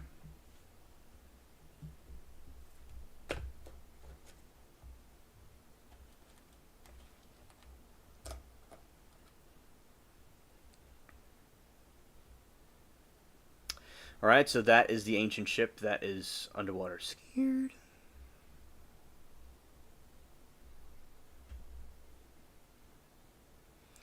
Yeah, very cool.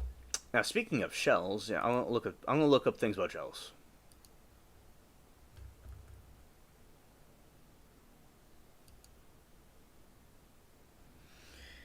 Then I'll look at some spooky stuff after that. All right. Let's see.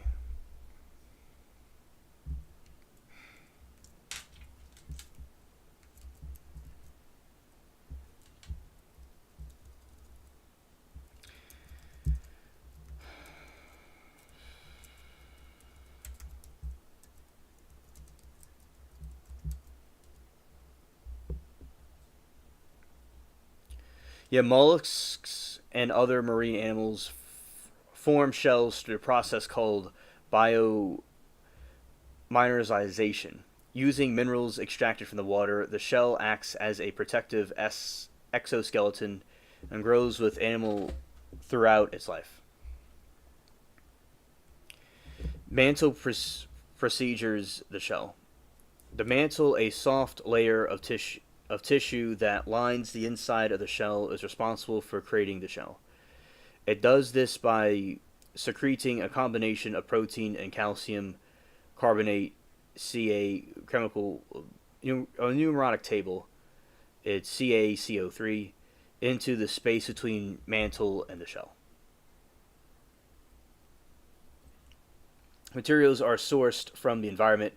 Mollusks absorb salts and chemicals, primarily calcium and carbonate ions, from the seawater.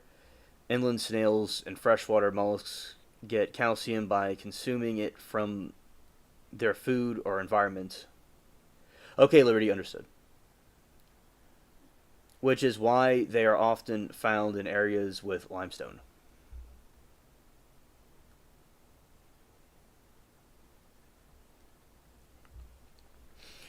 Layers are formed. The animal begins forming its shell shortly after hatching, building its layer by layer, outlayer, a thin layer of horny protein based material with no calcium. Middle layer, harder and thicker than outer layer, is made of calcium carbonate crystals.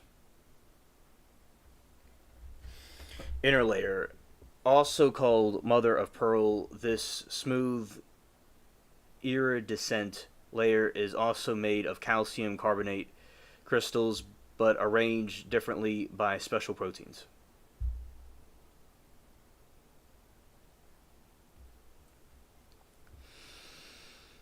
Growth occurs continuously. Mollusks never shed their shells, but instead continue to enlarge them to accommodate their growing bodies. D Sauce says hey to Moki. They add new shell material in the outer edge of the shell's opening for bivalves such as clams, oysters, and growth rings can be seen where the shell was aided.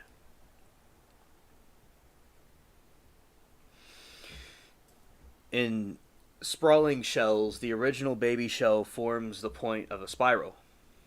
The shell's unique colors and patterns come from pigments of the mollusk's diet and environment, which are secreted and deposited in the shell as it grows.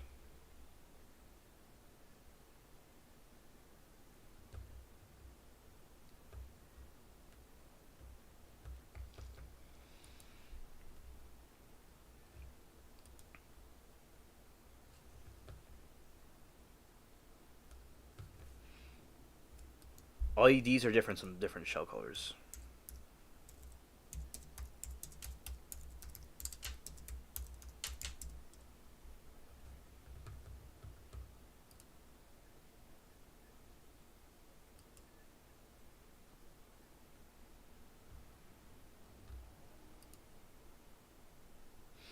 Yeah, of course, these are different shell colors. Like at the beach, there'll be these different shells. You'll see stuff like that in at gift shops and whatnot. I've seen hermit crabs. I've had a hermit crab before, and they make pretty cool pets.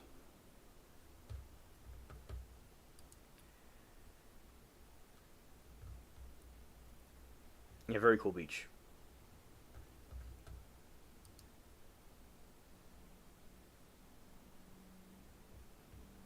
Okay, and the conch shell.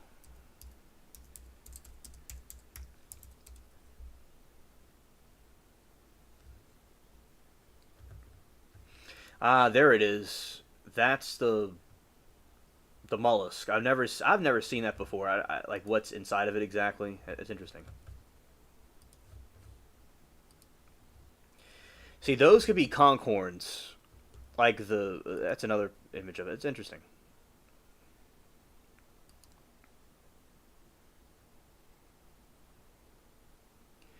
You see, you would cut the tip of it, and you can make it into a horn. That's what they like in different islands and stuff they use. All right, and and then you get this one right here. The all kinds of different ones that they live in. So yeah, it's I have a couple of those. They're not as new looking. They're more white.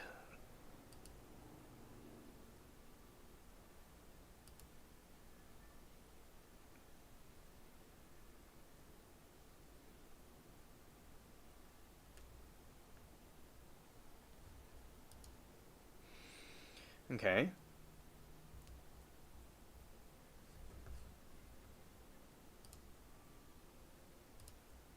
And something else about the environment. Yes, chemicals and structural composition of shells can reveal significant information about the environment in which the animal lived. By analyzing the elemental makeup, the stable isotope ratios, and growth patterns, scientists can reconstruct historical conditions such as water temperature, salinity, acidity, and even pollution levels. This field of study is called the scroll or alcrology shell ring research. Okay, let's see. Scroll Scroller O chronology. Okay. Here's a breakdown of different aspects the shell can reveal. Stable isotopes. The ratio of the stable isotopes, different forms of the same element, are particularly powerful environmental proxies. Oxygen isotopes. The ratio of heavier oxygen, -18, to lighter oxygen, -16, and the shell's calcium carbonate reveals past water temperatures and salinity.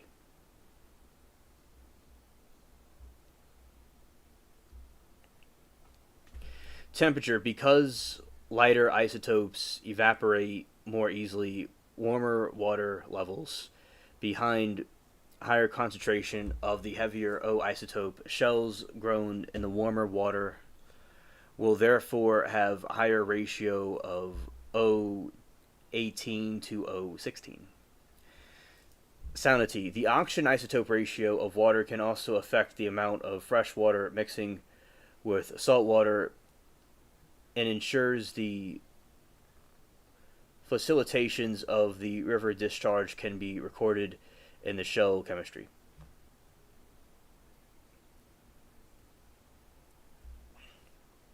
Moki said hello back or hugs back to DSauce.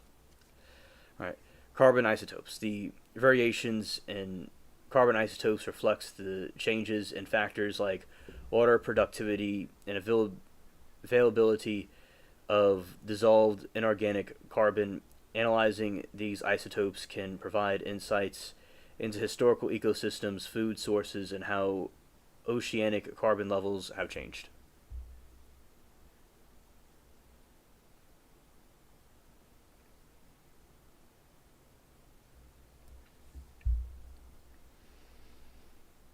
Just like tree rings, mollusks' shells grow in layers called increments. Analyzing these layers can provide a high resolution, time stamped record of environmental conditions.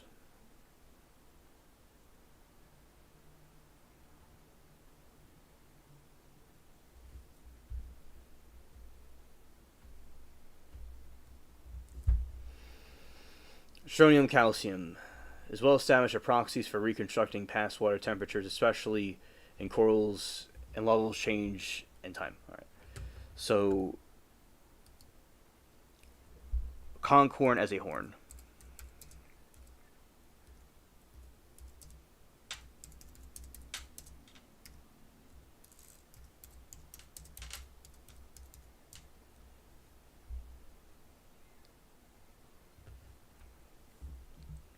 The conch shells have been used as horns for millennia by various cultures across the globe for ritual, military, and ceremonial purposes.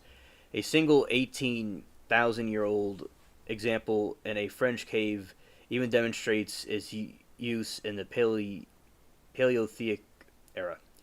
Here are some of the groups that have used the conch shell horns. Indigenous Arawak. A native Arawak people in the Caribbean traditionally use conch horns for communication. Florida Keys, conch republics. Residents of Florida Keys who called themselves conchs have conches have long standing tradition of blowing the horn. In the early days, the Key West, it was used as Caloosa Indians and sailors as a signal. Later, it became a traditional at sunset and symbol of the local identity, the U.S. Virgin Islands. During the time of enslavement, conch shells, locally known as U was used by enslaved Africans to signal meetings or call to rebellion. Grenada. Fishermen traditionally use the conch to announce that they are approaching the shore with their catch.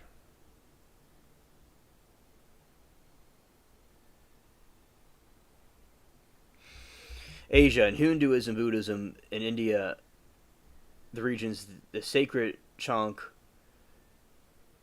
main emblems of the god Vishnu, and was used Battle of the Horn, Epic of Krishna.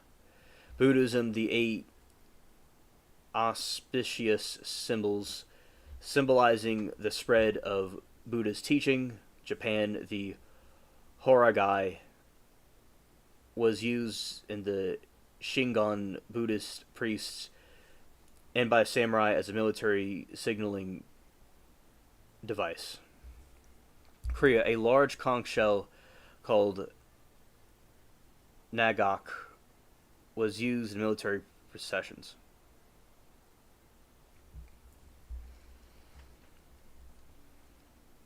Oceania, Polynesia. The conch horn, known as pew, was also used across many Pacific islands, including Fiji, Tonga, and Samoa. According to significant events and called ancestral spirits. New Zealand, the marae, a conch was a wooden mouthpiece and is still used today to herald guests in traditional ceremonies.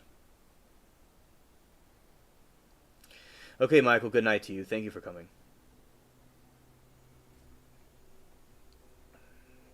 Melanesia. The conch trumpet was historically used for signaling and ritualistic practices.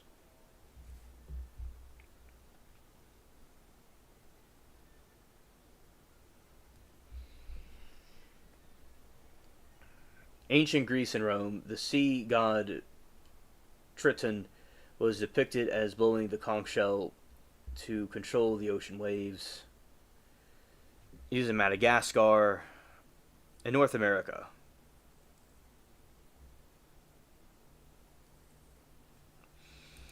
Alright, so those are some of the uses of the conch horn.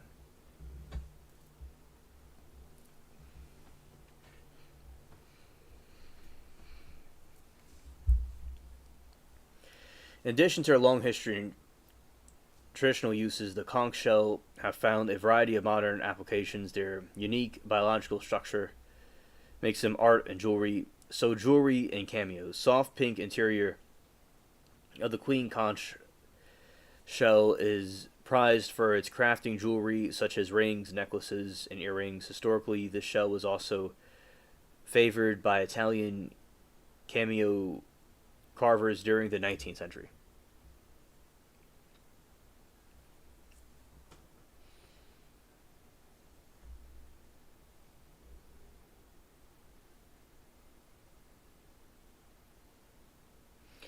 Decor and crafts. Conch shells are widely used for home decor, adding coastal or natural touch to vases, coffee tables, garden beds, and they are also used in various crafts such as creating mosaic art,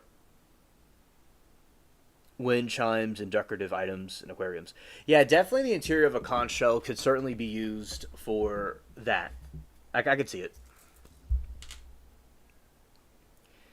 Glass and metal art. The conch shell's distinctive shape inspires modern artists to create blown glass shell figures or wall art from high quality steel.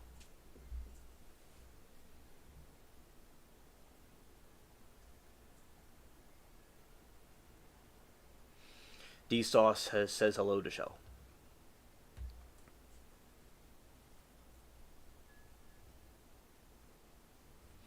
Cement and building materials. The calcium carbonate in conch shells can be used to renewable, sustainable alternative to mined limestone. It can be processed and burned to make lime for a type of concrete called tabby, a sustainable building material.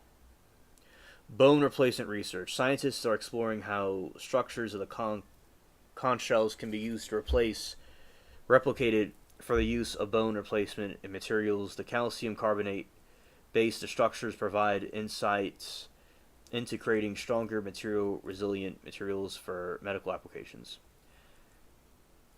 Bio-inspired body armor. Researchers at MIT have studied the unique impacts of resistant structures of conch shells to develop advanced materials in the goal to reproduce this superior strength in engineered composites for applications like protective headgear and body armor. I could see all that because when I remember when I have a conch shell. It's very old. It's completely white. It's not brown like some of these other pictures. And I've blown it before. It's kind of funny the way I said that, but but yeah, it makes a nice sound, and it's pretty cool. Yeah, and it's a very good decoration too. I had shell wind chimes. Now the shells are just used for other things. So there are shell wind chimes. Those are nice to hear. Also, now hermit crab shells. I remember I was seeing is yeah, Moki. And the when I was at the hermit crab store, like like Mississippi in the no wherever we're Alabama or Mississippi, somewhere like that, when we were at the beach, there was a lot of shells that were had paintings of like characters on them, and they're painted different colors. And the ones that we got were ones with nothing on them. They're just regular shells. And the hermit crabs. So during Hurricane Katrina, we had hermit crabs, and they did perfectly fine. And yeah, you put sand, and you put the hermit crab in there, and he has like a little hut, and he's chilling, and he just kind of takes care of himself. Now, the shells are good protection, and they're very fascinating designs on them. So I love the different colors they have. So these other uses that the conch shell could be used for is very interesting. As I was assuming by its texture and the color of it, and it's white and pink, I was like, yeah, definitely, it could be used for these things. I didn't know they were being used for those things. I thought they could be used for this or the other thing.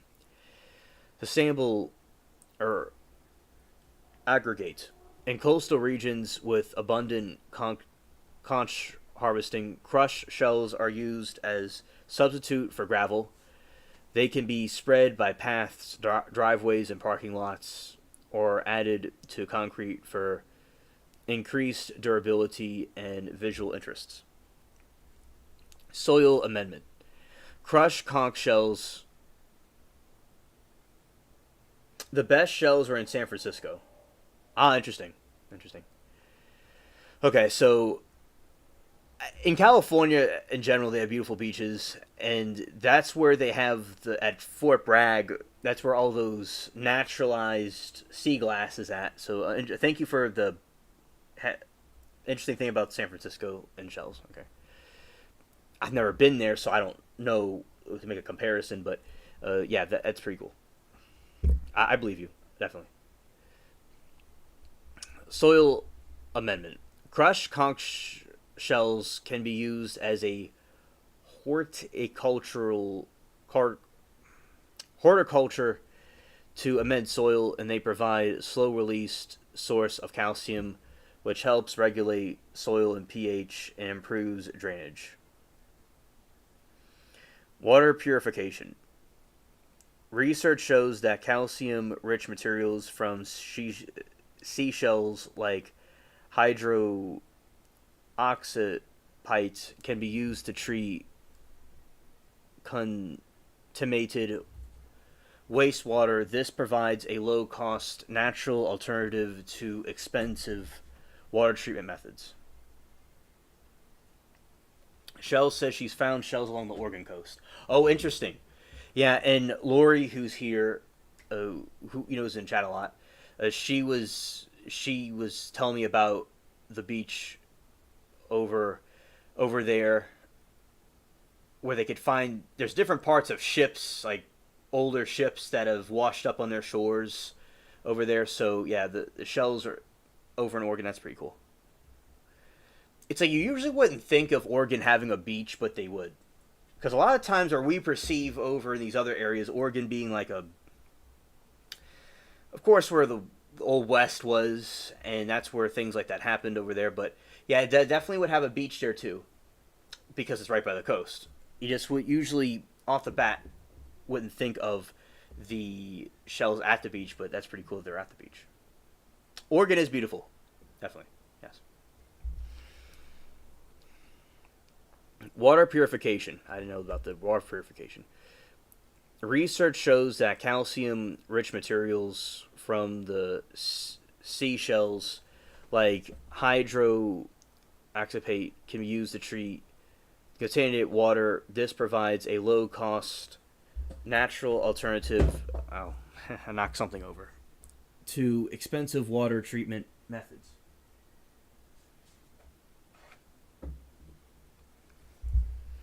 Fertilizer. When composited shells become valuable fertilizer for organic farming, helping reduce reliance on synthetic chemical fertilizers. It also is used in music and sound effects.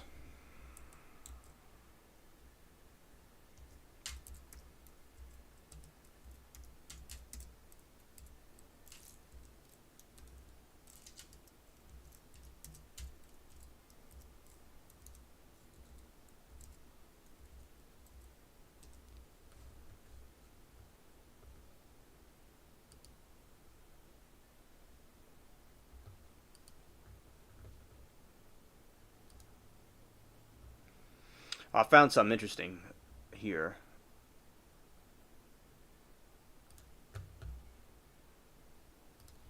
Okay, let's go.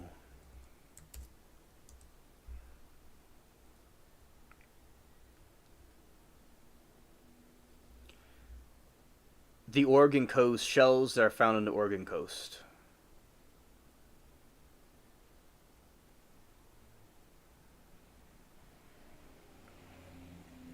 Which I'm not familiar with all the different types of shells, but that these are different. These are different types of shells you can find on the Oregon coast. Limpets. Limpets are small marine snails that cling to rocks in the internodal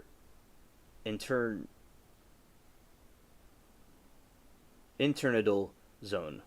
Which I don't even know what that is. I want to look what that means. Heard of that?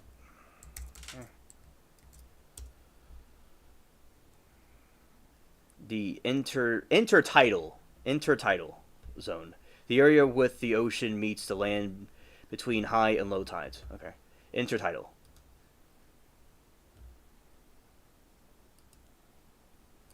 In the intertidal zone, there are members of the gastropod family, and if you've walked around the tide pools or barnacled rocks, you've probably stepped over dozens of them without even realizing it. Limpets have a single conical shell, almost like a tiny volcano or the stereotypical Chinese hat.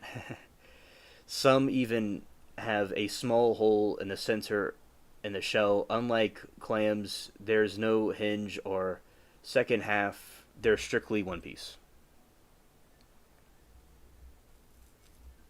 One of the more interesting things about the impets is that the single species can look totally different depending on the environment. For example, the shield impet has distinct forms depending on whether it lives on rocks, mussels, or kelp, but they all are recognizable as implets once you know the shape.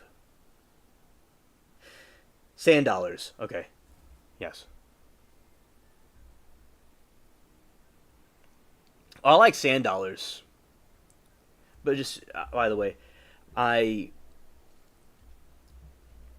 when I was on the beach, I would see sand dollars, and I thought that oh, it's like sea money. Yeah, I like those. Bivalves, bivalves. They're not shells, but still cool. Oh yeah, absolutely, absolutely. And this is what a sand dollar looks like.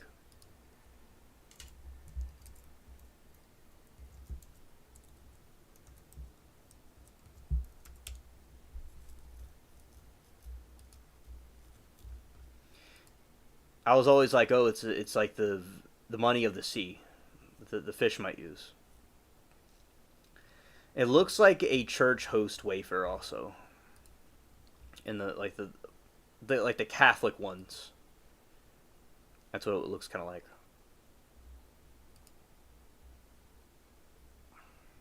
Okay. Very interesting. That's an alive one and a dead one. Yeah, so cool.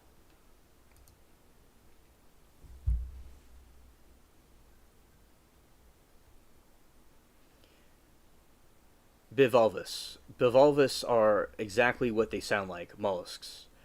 With two halves to their shell, they use a strong ligament to hinge these halves together, which allow them to clamp shut for protection or open slightly to filter feed. Shell says, I soak mine in a mixture of stuff to clean so they do not smell. Oh, okay. Okay. Yeah, it's a good idea. I wasn't really thinking of the possibility that they might smell, but they would. That makes sense, especially if they're in the ocean. Yeah, that's really cool. Most of the classic shells you picture when you think of the beach come from bivalves that include things like mussels, clams, and scallops and oysters, all which show up along the Oregon coast.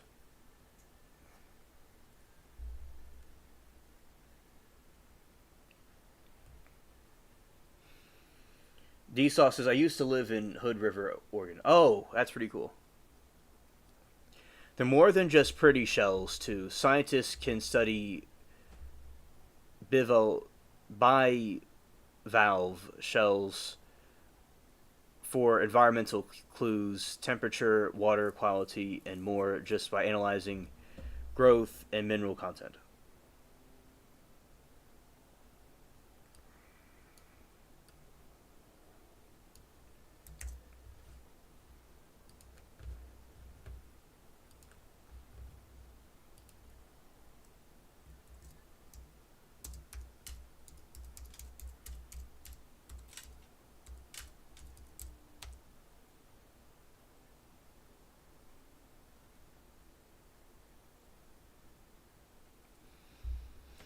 Bivalve. Alright, bivalve. That's what it's called. There's they more than just pretty shells too. Scientists can study bivalve shells for environmental clues, temperature, water quality, and more just by analyzing growth, rings, and mineral content.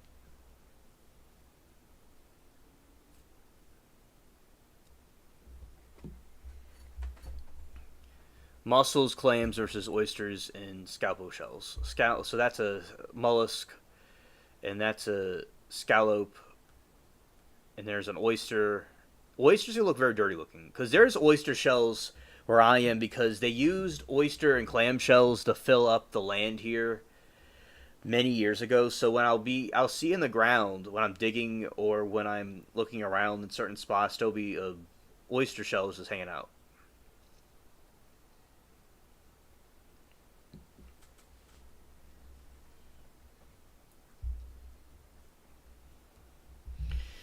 You'll find all these on Oregon beaches, but most are broken or worn down by the time they wash up. Still, you can usually get a good idea of what they are by shape, color, and thickness.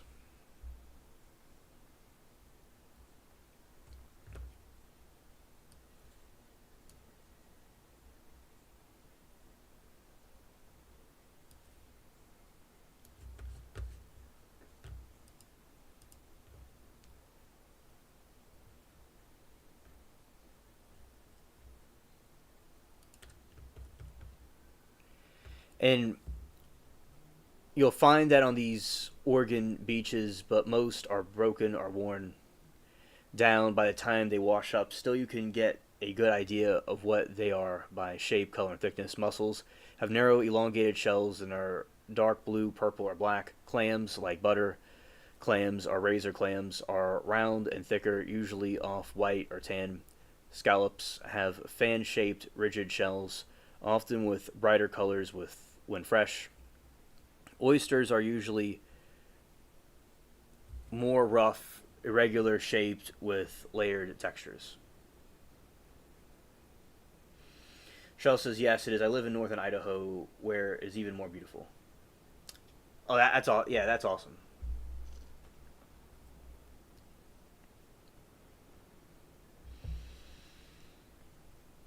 And D Sauce says it's also beautiful at the Hood River.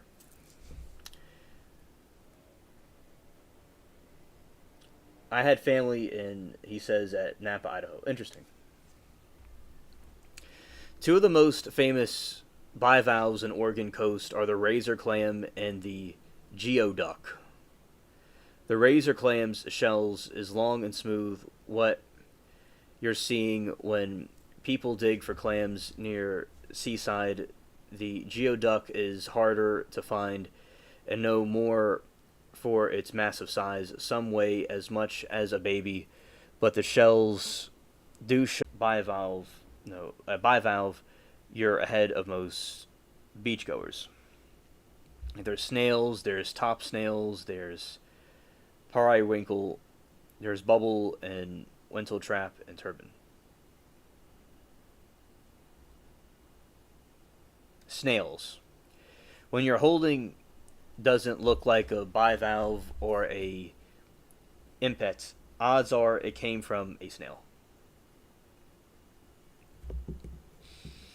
Snail shells can vary widely in shape, size, and texture, but good news is that the Oregon coast there are about half a dozen distinct types you're likely to find, and they're pretty easy to tell apart once you've seen them once. These include slipper snails, top snails, turban snails, periwinkles, and bubble snails, wentletraps.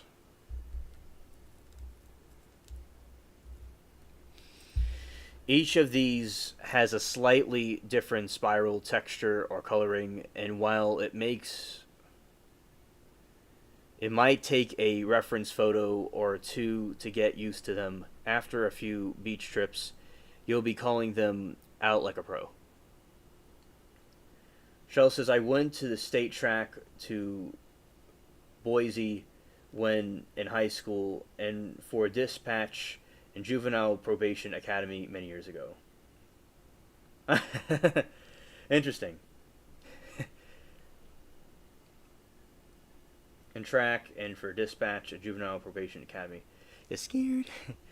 So you got the either twice. Interesting.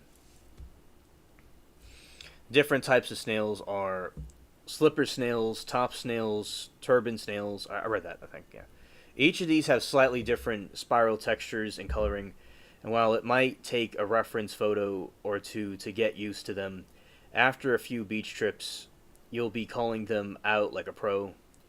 Beyond those six, there are others: hairy snails, hoff snails, dog winkles, nazas, and whelks.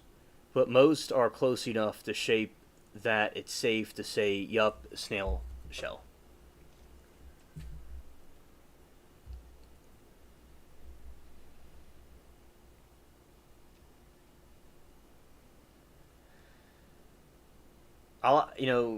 Track's a cool sport. I like running and walking and stuff like that.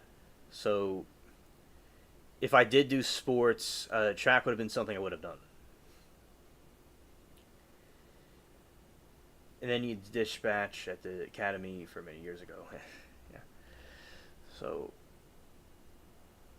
the Juvenile Probation Academy. Yeah, it sounds. Yeah, that sounds like an interesting place. The and the next part of this shell information is the formation of seashells. Kind of we talked about this before. Sawgirl says, I've lived in Southern California for 30 years. I've found two sand dollars in all these years. LL, they're very rare here. Where I am, well, not where I am, of course not, but they could be, but I highly doubt no one's really at that other beach because it's kind of shut off. But the the ones that we go to in Florida, or not Florida, well, Florida technically, but I'm more familiar with Orange Beach, Alabama, and Mississippi beaches. There's tons of sand dollars everywhere. It's common. That's interesting, Sawgirl, about your experience with it. Oh, why all the shells kind of look the same, especially ones they've been tumbled around by the surf. It's because a basic level, they are the same thing, variations of the theme made of calcium carbonate. Much like all trees are made of wood, most seashells are built from the common material. Mollusks filter calcium carbonate from seawater and secrete it in layers to form the shells, often combining it with proteins to create narcy, the same pearly stuff you see in the inside of many shells.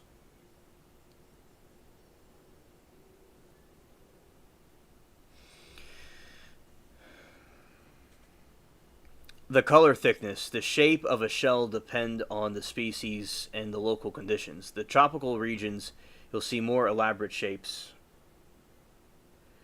and bright colors. Here are the Oregon coast. Shells tend to be duller and more rigid, rugged, built to blend into rocky kelp strewn beaches and withstand rougher water.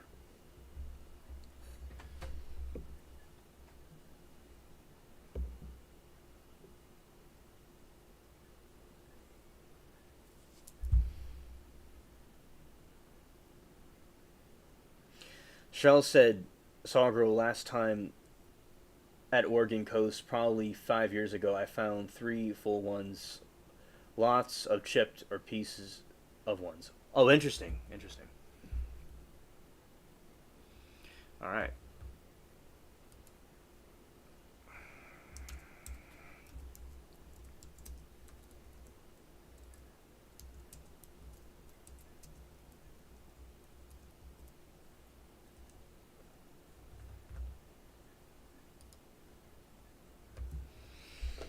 All right, so here are some shells on the Oregon coast.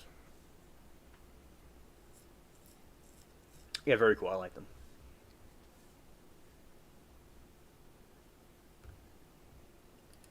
Now these are some Pacific Rim rocks. And those are just like a bunch of them on the coast. And that's a somebody put up a picture of their finds. That's interesting. And now this is cute. It's a dog with a in the middle with a heart shape sand dollar, a heart shape with sand dollars. That's so cool. All right.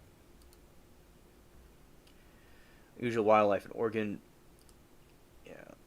Let's see what these beaches look like.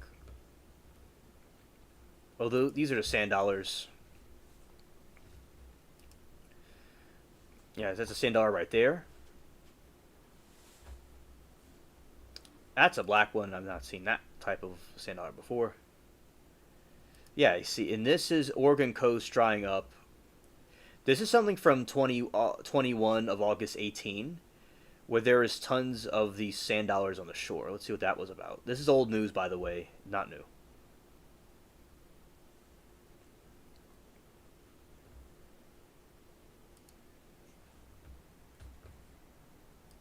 Okay. Thousands of live sand dollars washed ashore last week on, a couple of years ago on the south and seaside beach in the aquarium reports. Goonie Beach. Oh, okay, thank you, Shell.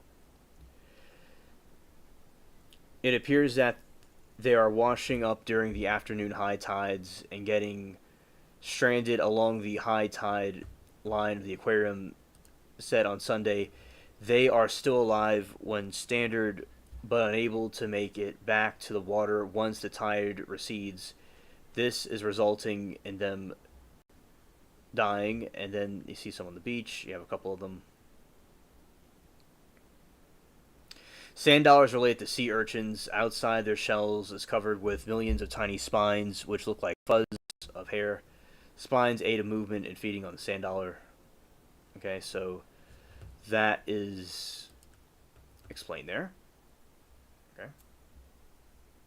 And it looks like it's 59 degrees over there. That is wild. That's wild. Wow. Okay, is this true?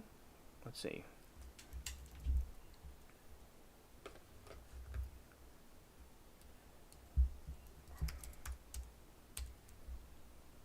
It's actually 62 degrees. In the low 51. Pretty cool. All right.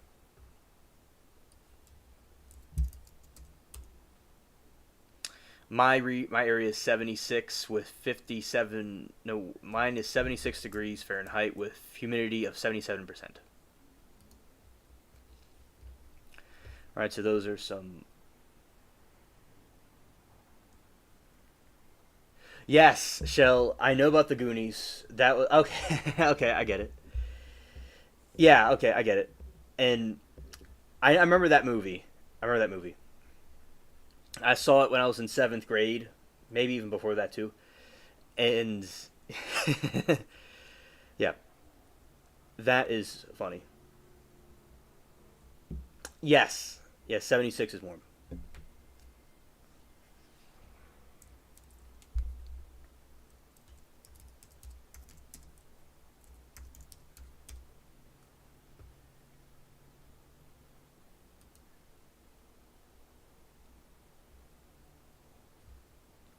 Yeah, Lori was telling us about the beach. Oh, hello, mermaid. Great to see you. Yeah, she was talking about that beach from that movie. Okay, well, let's put that up on the screen.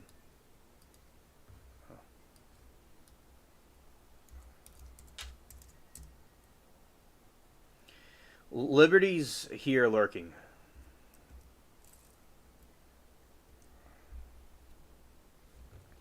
All right, this is the Josh Brolin and Goonies. Yeah, that movie's very good. The movie's very good. The rocks from the Goonies. Yeah, it's very nice.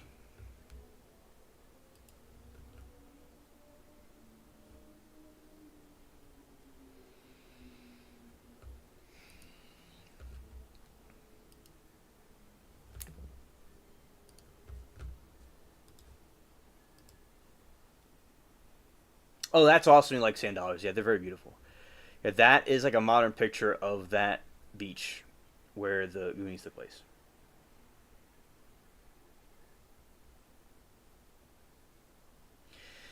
Mermaid says, "Oh, awesome. Well, I have to get to recording a video. Lots of craziness in the world. Now gotta distract." Yeah, that's good to distract, and a video is a good way of doing that.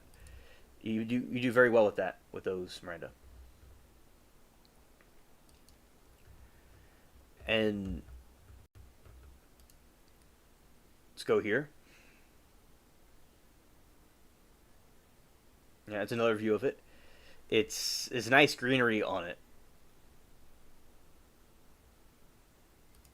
And here's another angle.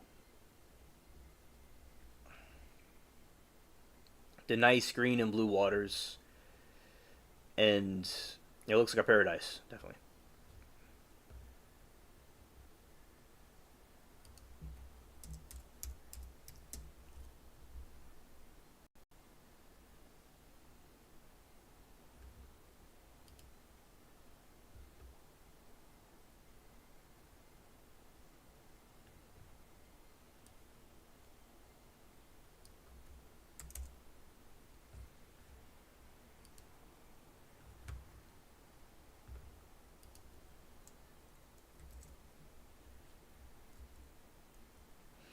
Thanks, Alien. I'm also sad about the whole world going to hell. Hope everyone is doing good.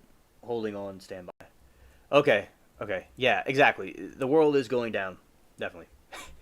I hope it gets better, but it certainly is. We're in a dark ages. I'm optimistic that things get better in time. And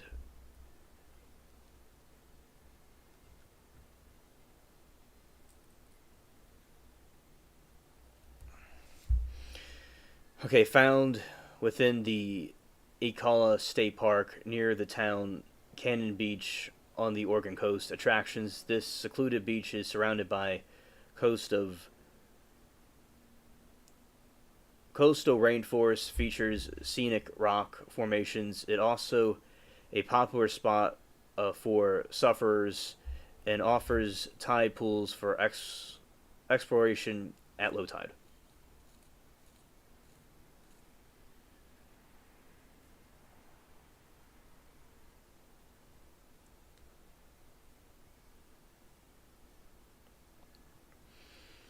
Okay, so Mermaid says, "Yeah, I don't know what's going on right now, but I can't even look at the TV."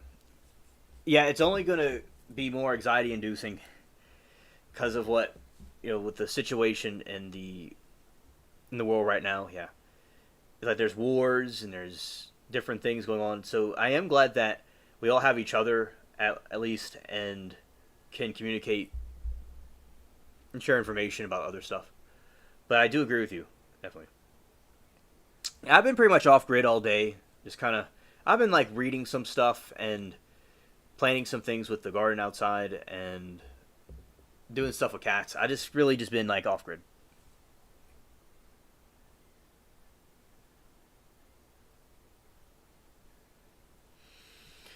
And Shell says Tubi is a free and you can choose a variety of things to watch that has no new stuff.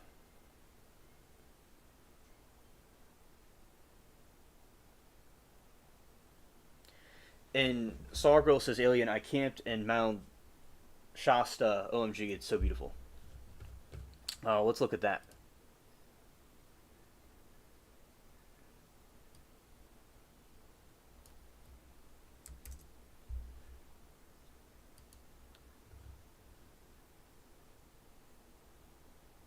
Show OMG, I love those just channels with Trials TV, not social media.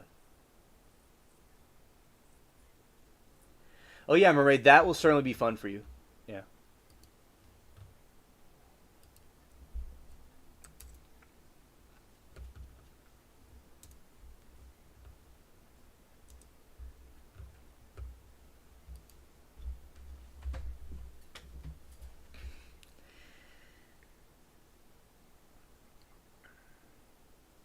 And Tubi is free, not just Trials totally free. Yeah, that is true. Tubi is a good platform to look up movies and things on. I've seen it before. So I've been seeing, liking all your, and because of, yeah, facts. Yeah, shout out the show. Cool people.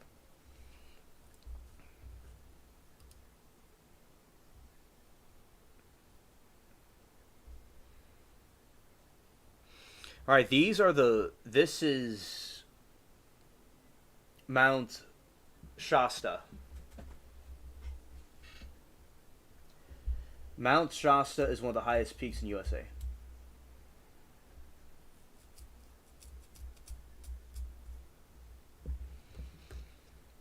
Oh, this is beautiful. Wow, I like the scenery with the green, the grass, and the trees. Very very enchanting. This is like a classic, like when you see movies or like TV shows or cartoons and they go camping in the woods. This is exactly what I would have pictured it looking like. Exactly word for word. Which that didn't make any sense, so I'm going to say it again. Exactly site to site. What I thought it would look like. When I remember there was a play I did, and they were on a vacation. Another time they were camping, and that was exactly the scenery that I would have imagined it would look like. Thanks for sharing this, Sagro.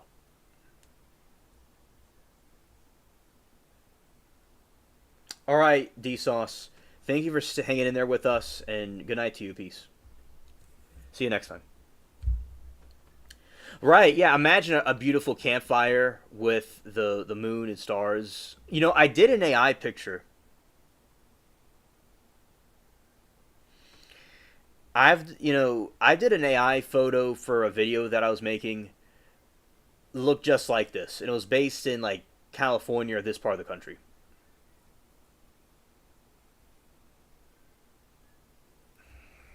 Let's see.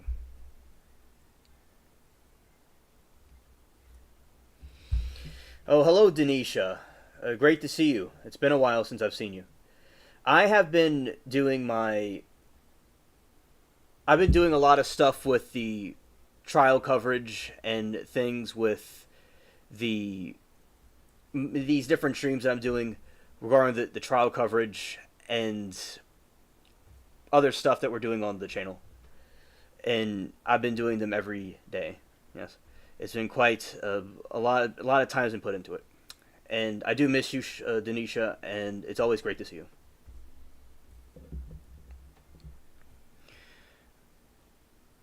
All right, and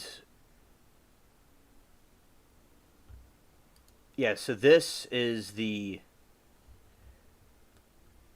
set. Very nice sunset. Yeah, I've not seen you either, Denisha, in the YouTube streams. I've been a lot in the trial chat lately. I've been at the trial chats. You know, I've been over there. I think I saw you at one of the trial channels recently, but I didn't. It must have been a replay of it because I didn't get to talk to you. That's a good question, Saw Girl. What trial am I covering next? I have to see what is going to be on next week, and if not, we're going to go over a trial that we've seen before. Oh, like from a little while back. If there is anything new.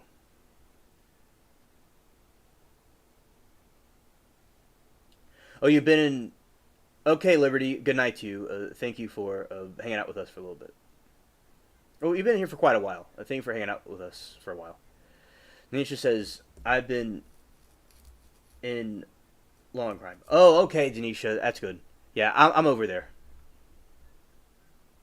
Oh, there's a few trials coming up. Okay. I'm glad to hear that.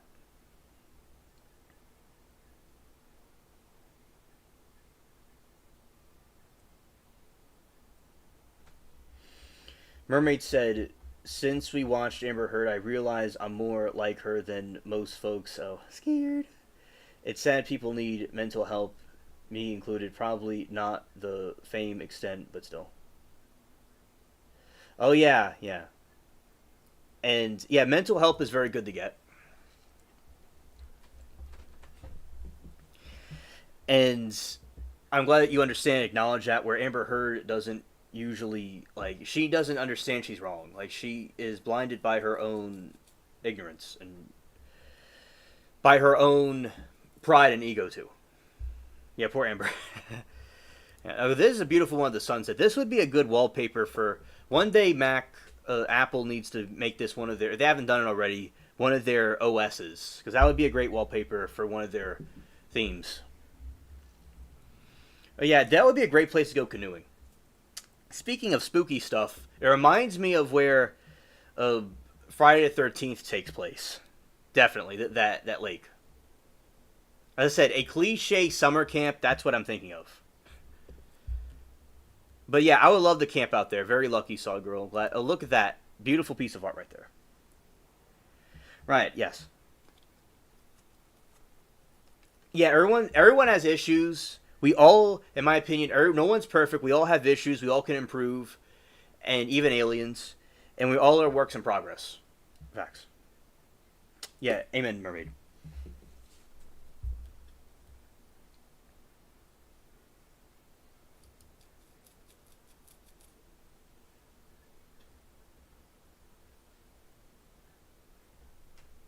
That's Mount Shasta. Oh, that is very enchanting. That is very undulating with that type of sunset with the yellow and the purple and the pinks and violet. Oh, yeah, very very cool. Oh, there's waterfalls too. Wow.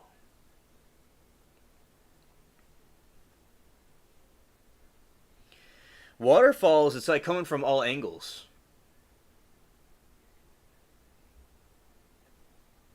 Mermaid said I might be diagnosed. I had to be ran to the hospital at the last month, still in and out. Think it's hormonal lucky. Okay, thank you, Mermaid, for the update. Yeah, and I hope I always pray for you every night, and that you have a whatever is going on can be taken care of.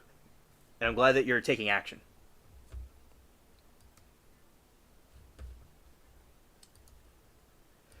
Yeah, yeah. Luckily, it's that. Yeah, we're it's very lucky situation right there. Scared.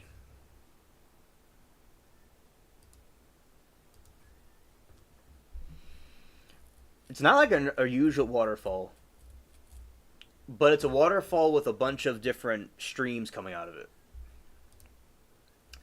I remember Shell was telling one time in the mountains. Yes, Maraid, you're welcome and amen. Absolutely. In the mountains, I remember Shell was telling me a couple months ago that there was still some snow in the mountains or some higher up place. And yeah, it is interesting how in these higher elevations, the snow you could see is still retained there. Sagar, I was going to say I'm near and hike the Sandai Mountains, but it's very desert. Oh, interesting, interesting.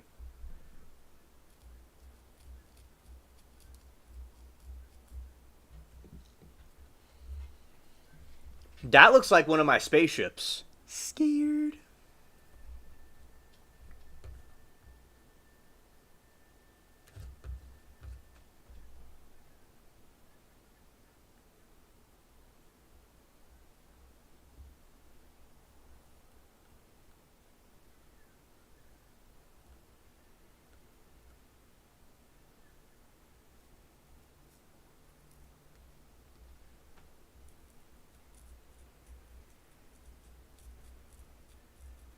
Yeah. So anyway, that is like a UFO, definitely.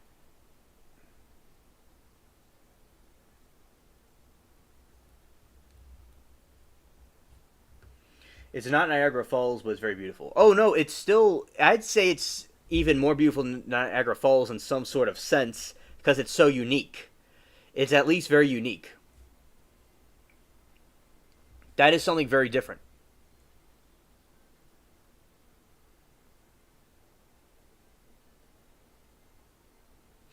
Oh yeah, any fountain or stream will do. Love it. Ours freezes or just doesn't come. Super tiny stream. Oh, okay, interesting. Okay.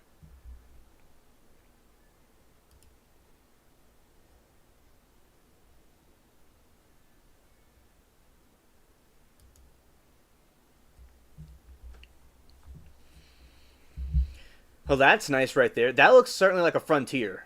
Like the frontiers when they were coming over here to the like. Anytime I think of a frontier, I'm thinking of that place.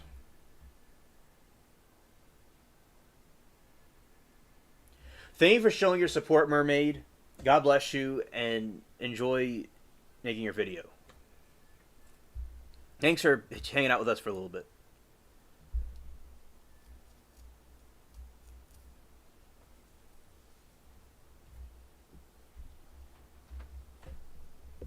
Okay, Shell, good night to you. Thank you for coming as well. So, hanging out with us for a little bit. Well, hanging out with us for quite a while. As people have been around at certain times. Okay. So, yeah, good night, Shell. Take care. All right. So, We have that is like still water, completely still like a milk pond.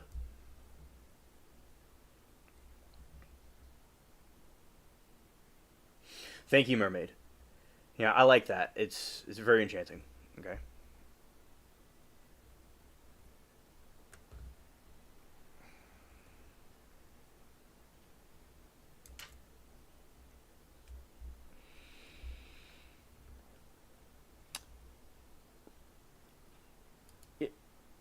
Yeah, right on.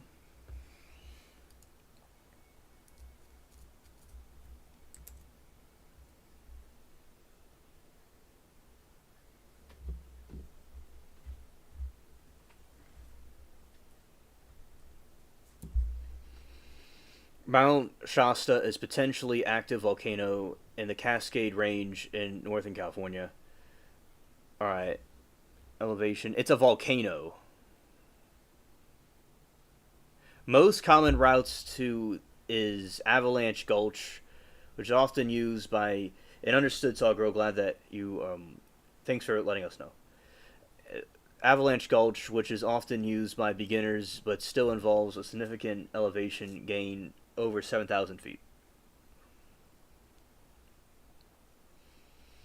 Difficulty: while a beginner can climb it with proper preparation, gear, and possibly certified guide, it is changing ascent and requires physical fitness. Other routes, such as Cassival Ridge, are more technical. Hazards: climbers face several dangers, including falls on icy slopes, rockfall, and rapidly changing weather conditions, which can produce high winds and snow at any time of year.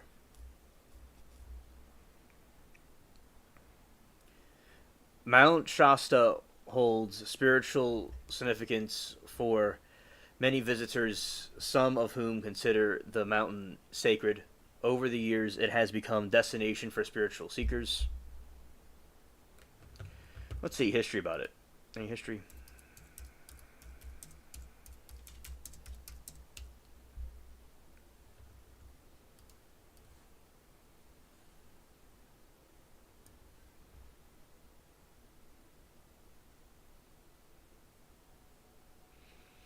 It's a sacred mountain, but thousands of years, Native American tribes have revered Mount Shasta as sacred site, including Shasta Wintu Modoc view the mountain as a central point of creation, spiritual energy, and healing.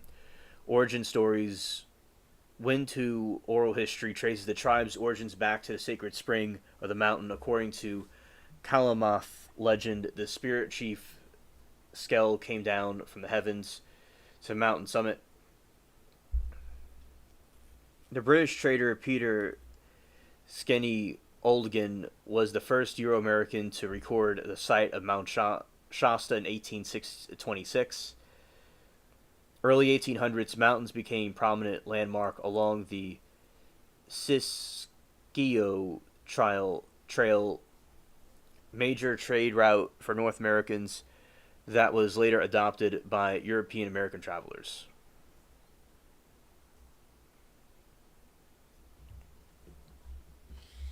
Growth and development. California gold rush in 1850s brought new settlement to the region. Completion of the Central Pacific Railroad in 1887 further increased tourism. Settlement included the grove towns and resorts near the mountain.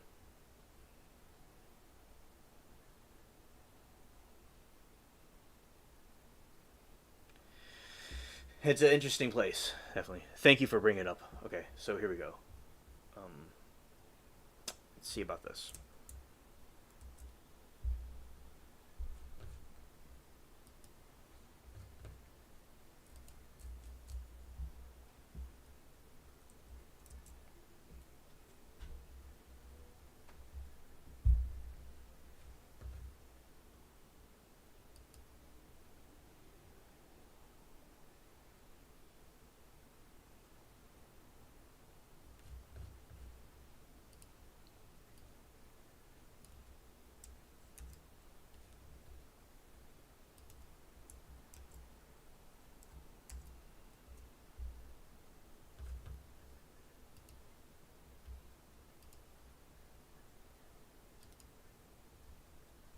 Thank you, Sagro. Aliens like us, yes. Yes.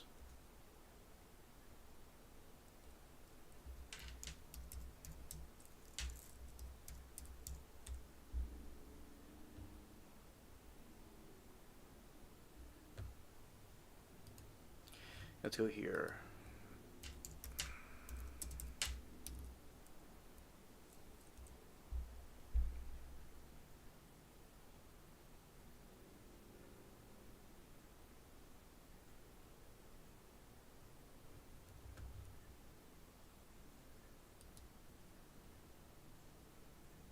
All right, so what we're going to do next, I'll be showing some Darrell Brooks trial parts. So we're going to be we'll be adding this to the trial stuff that we watch. And next clip, we're going to show some Darrell Brooks being furious when the state reveals he's a registered sex offender. Scared. All right, so we're going to watch some cringe. All right.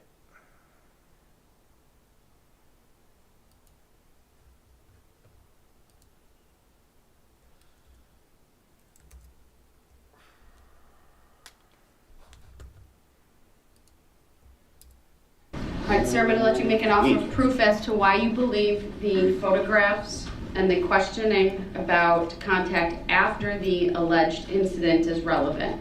It's relevant because these were sent by the witness. It assumes a fact, not an evidence, but You what want is... the letter Hold on. Tell me the basis you believe there's been communication and why you believe it's relevant to her testimony. It's relevant because it was testified to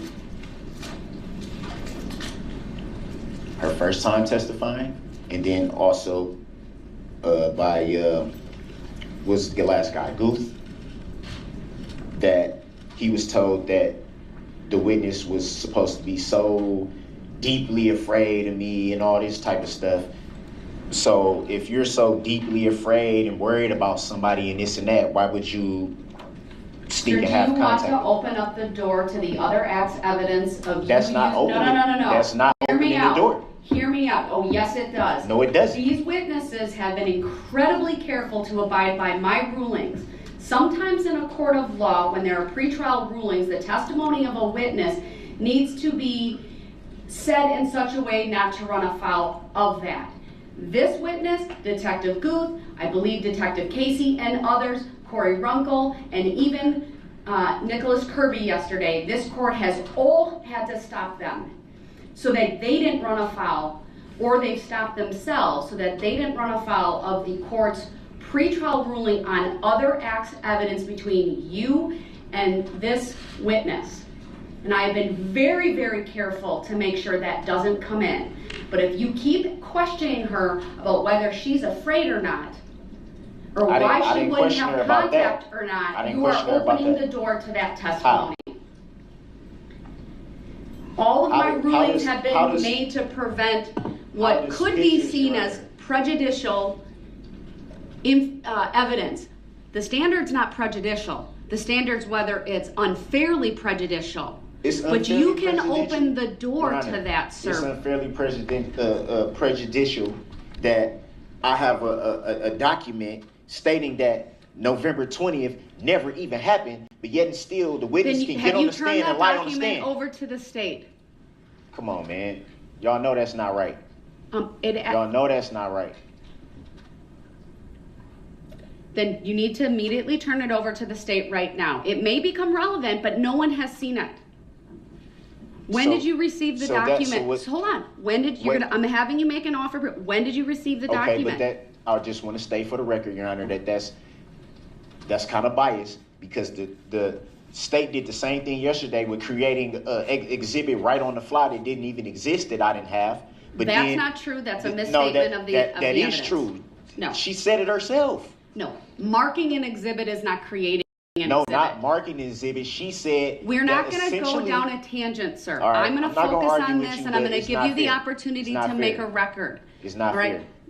It's not fair. When did you receive this document that you claim was sent by this witness? It's not claim. It's for a fact. Sir, it hasn't been established yet. I need to make a record. So do y'all want I the want letter? to see Y'all want the the letter. envelope? What? I want to see the letter. Okay, so I gotta. And I wanna so now know I gotta when you bring that received in. it. Now I gotta bring that in. This is what I don't get. Every time I'm presenting something that needs to be made for the record and placed in the evidence, it's a problem. But the state can do it, no problem. It's not, sir. There are proper procedures, and I Okay, want well, you to that make was the a proper record. procedure. If you don't make a record, So then what? I can't make a ruling. It threw people off a loop. They weren't ready for it. They scared of it. That's what it is. Come on, man. Mr. Brooks. Come on, man. Stop. When you Stop are it. you aren't Stop even it. letting You're a me public ask the servant, Your Honor. questions. I respect your courtroom. I You respect do. you. You're a public servant, though. All right, I was trying to type things out, but it was being a little bit. I'll talk. So, yes, Saw I'm there. Yes, so Miranda says Darrell Brooks is a very interesting case. It's very funny.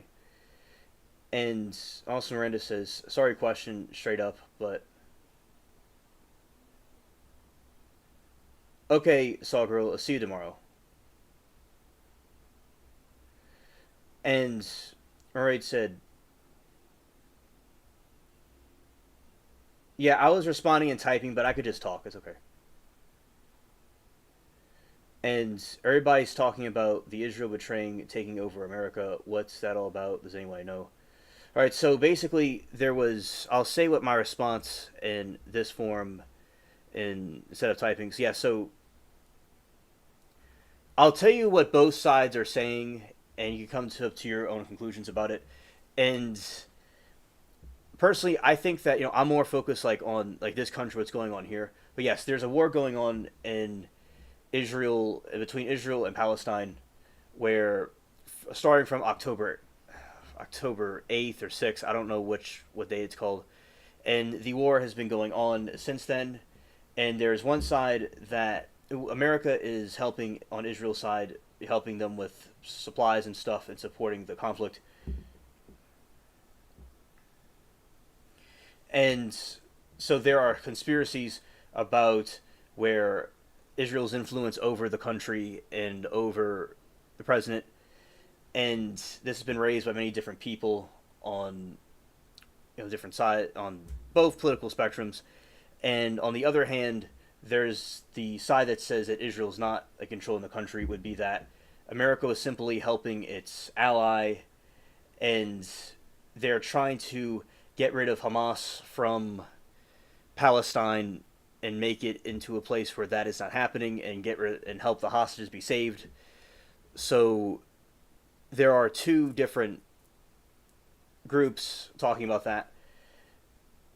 Say, and for instance, there's lots of inflation and stuff going on here, and people think that all these billions of dollars are going over to these, not just Israel but other foreign conflicts like Ukraine, also Ukraine too, in general. So there's theories that they're influencing the country to donate or to fund these other conflicts over there, and they think that the president Netanyahu has somehow influence over Trump, and that is theories that people are putting out there on one side. On the other side, people think that that's not true, that America was an ally of Israel for a long time. They're helping their ally, trying to get rid of a group that was taking hostages.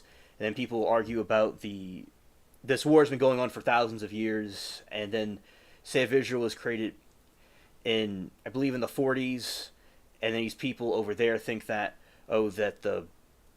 they're in their original. And then Mermaid says, alien, now MAGA folks are turning on Israel. I'm so confused. Yeah, so people that are doing that, I don't know what everybody thinks, and I don't know what new information has come out, but right, they on both political spectrums are saying these things. Yes. And as I said, Israel and the United States are allies for a long time. But then there's these other theories that's been going around on the right and the left that they're influencing or controlling the country to do that. That just explains to you what that theory is about. And then there's this other side that's saying that there's Hamas, and there's these hostages that were captured. They want to try to get rid of that. And then there's questions about Israel's military maneuver, if they're doing it properly or they're just causing an unnecessary bloodshed. So it is certainly a very bloody debate in itself about it. So that's what the two sides are saying. Like, one side is saying that they're doing it out of self-defense. One side saying that they're influencing the country to do what they want them to do. And yeah, there's people, I would say, I don't really know what's going on because I'm not keeping up with media and things like that. But yeah, we were saying there's people in the MAGA on both sides. Now, there's people that are on the Democrat side that support Israel. There's people on the Republican side that don't support Israel. So I think that it's more mixed up. Like, I'd say, like, both political parties have sides that support it and that are against it. I think it's just a mix-up. It's like Chex Mix of people with different opinions. The reason why it took me a moment to respond, because I was typing it out and getting my thoughts together, but I could just say it like this is more simplistic. So Miranda, to answer your question, that is what the two positions are in this situation. The 7th is almost 3 years ago, but there's a deal for hostages in the morning. I'm worried. Oh, there's a deal for the hostages. I didn't know about that. Hopefully they get released. And I want to be first to tell you MAGA is turning against Israel. I'm not worried. Jesus was a Jew. Israel is a promised land, right? And Murray said, okay, thank you, alien. We both are on the same page. Yes. Something's going on. We'll see whatever it is. Thanks for your thoughts. Because, holy moly. Yes. And in my opinion, I am not against Palestinian people existing. And I hope that they have the best possible life they could have. And I hope that the war at some point ends and everybody can have peace. You know, and I know a lot about this situation from growing up, about Israel and Palestine. I've known it for quite a while, and I've had mixed emotions about it through my entire life. But yes, I hope that they can have peace. And yes, I believe Jesus was one of them. And according to the Bible, there is this, he will return and create his state in Israel and have world peace. Murray said, last thing I want to tell you is I have 2 liberal friends, and they're recently coming out against MAGA, and it's been hurting me. Well, Mermaid, you're not alone. There's been a lot of and I will say about this whole thing with the Israel or the liberals and conservatives. Oh yeah, Miranda, that is very scary. Thank you for updating me about it. And I pray that it could all go well and they could both have peace with each other. Because they both are like cousins. Palestine is a cousin of Israel technically, because they were both from Abraham, but Palestine is from Ishmael, and then Israel's from Isaac. And Israel is the promised child according to like our belief. And Ishmael was created out of impatience, but God still promised Ishmael a great nation at the same time. So they're 2 siblings that hopefully could get along at some point. And yeah, but Mermaid, you're not alone. And a lot of families have turned against each other. A lot of friends have turned on each other. And they feel very strongly about it, Mermaid. And because they say even on either side, and they think that it's such a core part of their identity, they'll go and... Oh, you're welcome, Mermaid. This situation will fuel up, and they put it as a part of the identity. That, when we have keeping God first place, we will not we'll try to have peace with each other, and political disagreements can be understood. But sometimes, say if somebody was going to make it their part of their whole identity, and they allow it to turn on each other, on their fellow people, and they even consider it as a type of religion to them. So that is a way they get so upset and triggered about things, but it could go on both political spectrums, hypothetically. But yeah, so they have been divided by the media, and I believe when the liberal conservative thing is a division, and that the system itself is very corrupted, in my opinion, and that we all should be more united because they're trying to divide and conquer. And I am glad that you told me your thoughts. It's very upsetting. In Civil War, they had families fighting each other, things like that. So it's happened for quite a while. So I do believe this too shall pass, and there will be ease in these hardships. But yeah, you're not alone, and there's certainly many, many other situations like that going on.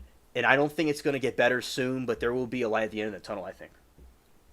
So thank you, Miranda, for telling me your thoughts and what's going on. I really appreciate, any questions you ever have to ask me, just let me know. And I wanted to say this speaking rather than typing it out, because I realized I could do that. Mermaid said, I love to agree to disagree. I hope everyone can. I agree. You all say here, of course. Yes. Yes, that is true. And, even on the spaceship, there's people with different opinions and thoughts. And it's one thing I like about the trials, it breaks the matrix. Because everybody from different religions and politics come together for the trials. And that is something I loved about it. How that it was a way to get out of the conservative liberal mindset where people could be united behind a common cause. And although I think politics is important to discuss, and we can all agree to disagree, that's important. We're not all going to agree on everything. But I do think that it is good to have as much unity as possible. And I think the media, they're getting billions and billions and billions of dollars, okay? These people are richer and richer and richer, exploiting everybody and causing stirring the pot, as they say. So, yeah, I definitely agree with you about that, yes.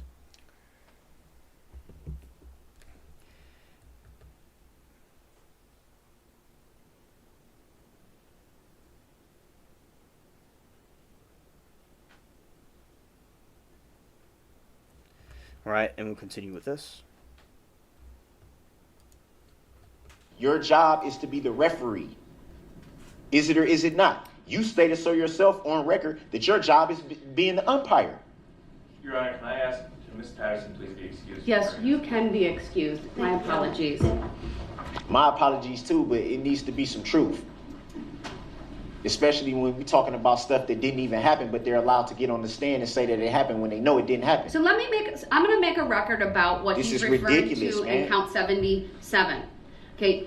And what happened to that paper? Because it was on the table. Then when Mr. I come Brooks, back in, I need to make a record of a variety of things. So who took my paper? And you keep interrupting me repeatedly today. I have shown an abundance of patience this morning. I've warned you repeatedly about being removed from the courtroom. And then every time I try to get into it, you, meaning an explanation and make a record, you interrupt, you attempt to divert everyone from what is being done this very second. I didn't attempt to do anything. Yes, you do it repeatedly, okay, sir. Whatever. So you're doing it once again. Whatever. Just make your record.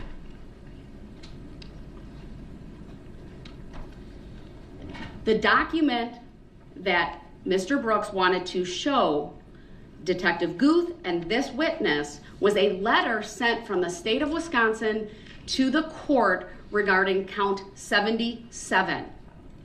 The state sought to dismiss that count, and they have prosecutorial discretion, and I granted the request that the charge be dismissed. Why was the charge dismissed? And I can't answer. It was dismissed because the request was made, sir. They don't need a reason. There's an abundance of case law about prosecutorial discretion. And they chose not to pursue that. My guess is maybe to simplify things and to keep this tidy. I don't know. You know what? I'll indulge you. Attorney Opper, would you like to provide a basis for why the state sought dismissal of that charge prior to the start of this trial? Yes, Your Honor, because as Ms. Patterson just testified a short while ago, she did not have any visible marks or injuries from that event. And we did have the photographs of her injuries. We did not want to confuse the record as to whether or not there was a battery that occurred on November 20th. Your Honor, I object to that. What does the letter read? You have the letter. You showed it to me, sir. And I've been trying to find it ever since I came back in here, and now all of a sudden I can't. And now you're impugning, though, like somehow you're impugning the integrity of this court, of the bailiffs of this state. You're accusing, frankly, everyone of moving your papers. Did I point the finger at anyone? Did I say anyone did anything? Not directly, but indirectly you did, So sir. how can you make the assumption that I'm saying? Can I please make the record without you interrupting? Yes, you may. Yes, you may. I apologize. I appreciate that. Thank you.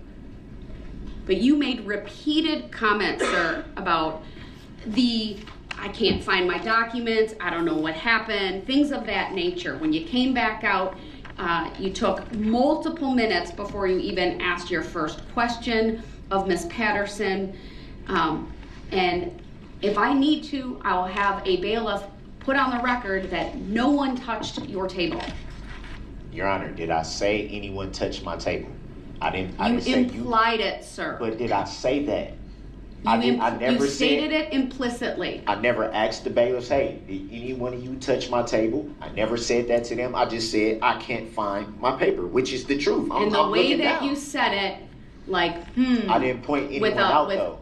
And like, I well, don't that's think that kind that's of fair. interesting. I I don't don't think that have a that's fair to document that was assume. just on my table. That is what you said. That's Words what to I that said, but I effect. did not point the finger at anyone. So, I you can see have if the I letter. came in, Your Honor, with You've all been respect, given.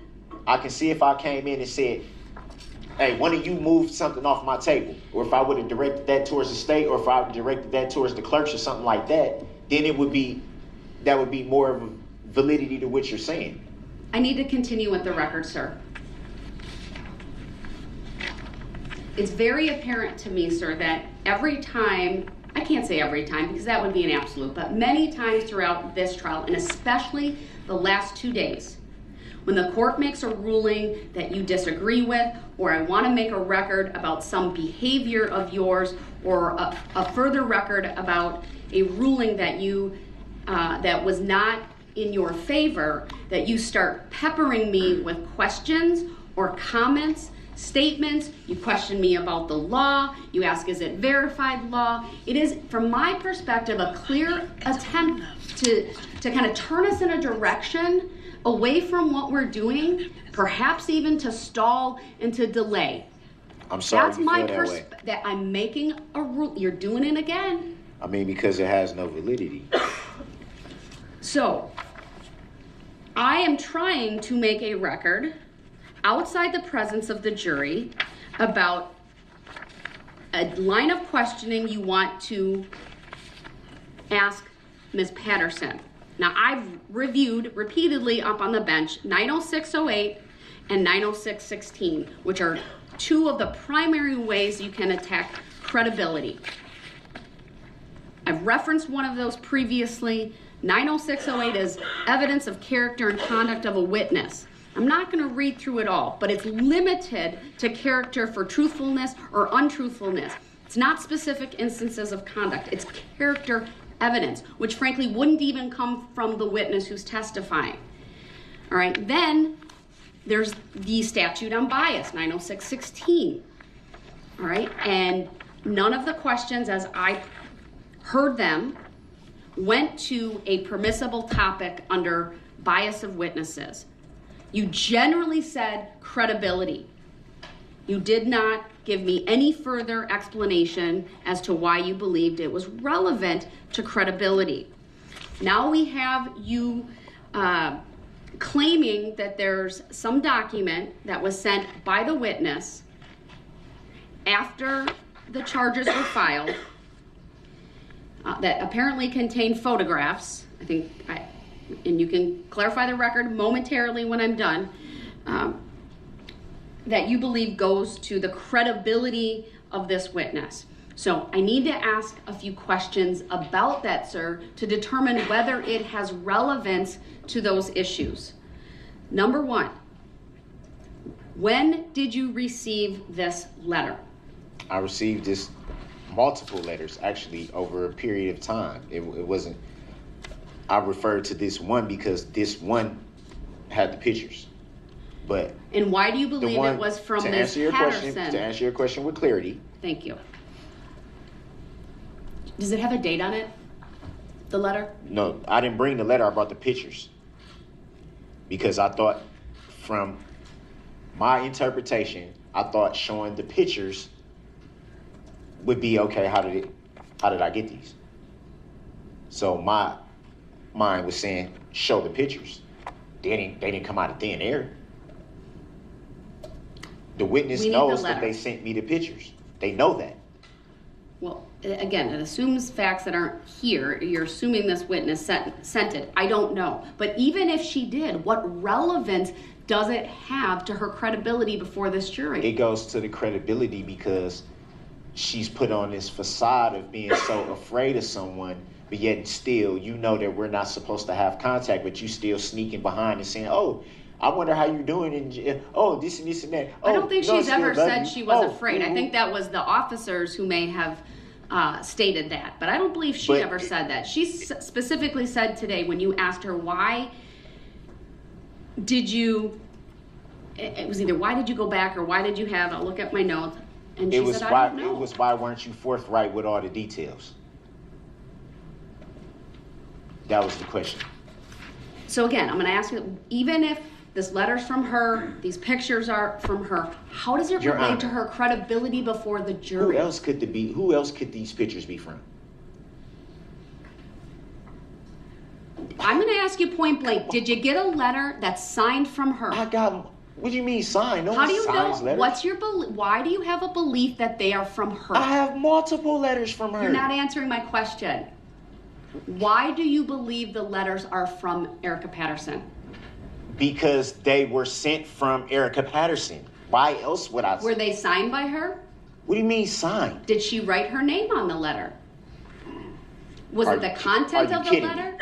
No, I'm not kidding you. I need to make a record, sir. You're making a statement that these letters are from her and that they're relevant to her credibility. Your Honor, I'm gonna go out on the limb here. And I'm asking you why you hold that opinion. I'm gonna go out on the limb here and assume, which I know is true, you've never been in my position. You've never been in jail. So you've never received a letter from someone writing someone in jail. No one is gonna when you You're say not to me, answering my when you question, say to me, sir. What's the basis why you believe they're from Miss Patterson?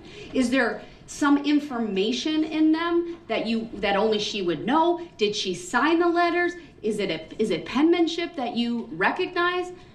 Why do you believe they're from her as opposed to somebody else sending you information? Could be your mom, could be, I'm just saying, could be anybody else. You got to answer my question. It's called an offer of proof. But you still got to understand why this is mind-boggling to me. Like, how I got a child with this woman. Why would I not know her handwriting? But you have to Why lay would a I not know? foundation for these letters, sir. That might be This through is your own ridiculous. testimony. So that I'm trying to figure out why you believe they're from her. Not all this other stuff about you I'm in jail serious? and I have a child. I'm trying to, I need to know. It's called an offer of proof. Are you serious? What do you believe? Why do you believe they're from her? I am serious. I need you to Because answer. they're from her. But you're assuming Like, that. how else am I supposed to answer that? I've given you a few reasons why it would lend to that opinion. So it has to be put in a legal The term bottom or line is I something? need the letter. So if you're gonna question her on that, the state absolutely has a right to see the letter. So you need to provide that letter. The bottom line is I'm not gonna allow any questioning without having that letter. So The what state about- has the ability to question you about that or question this witness and to look at the veracity of what your claims are here. So I may take an early lunch. If that's in your cell, then you can go get it and bring it. But without that letter, I'm not allowing this line of questioning. Do you have the letter with you in court? I just said no. How many Okay. times I got to say the same thing on record? You know, sometimes, sir, I don't hear what you say because you interrupt me so much or you answer quietly. And I'm taking notes and I'm focused on probably a dozen things at the same time. But if I say something under my breath, everybody seems to hear it. Everybody seems to hear In that a just quiet fine. courtroom, And yes, everybody we can hear it very and clearly. everybody assumes that it has to be disparaging.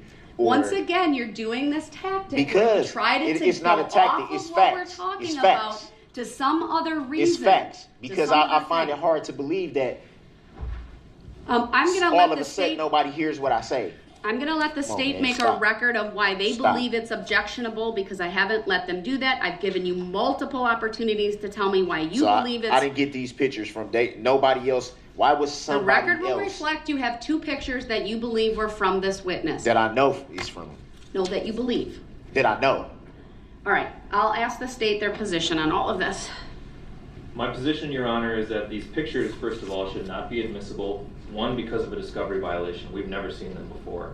2, because we have reason to believe that he did not get them from Erica Patterson. He is on a jail phone call talking to his mother, Dawn Woods, about Dawn Woods sending these photographs to him. Now, That's a lie. I object to Let that. the state make their argument without interruption, sir. That's a lie, though.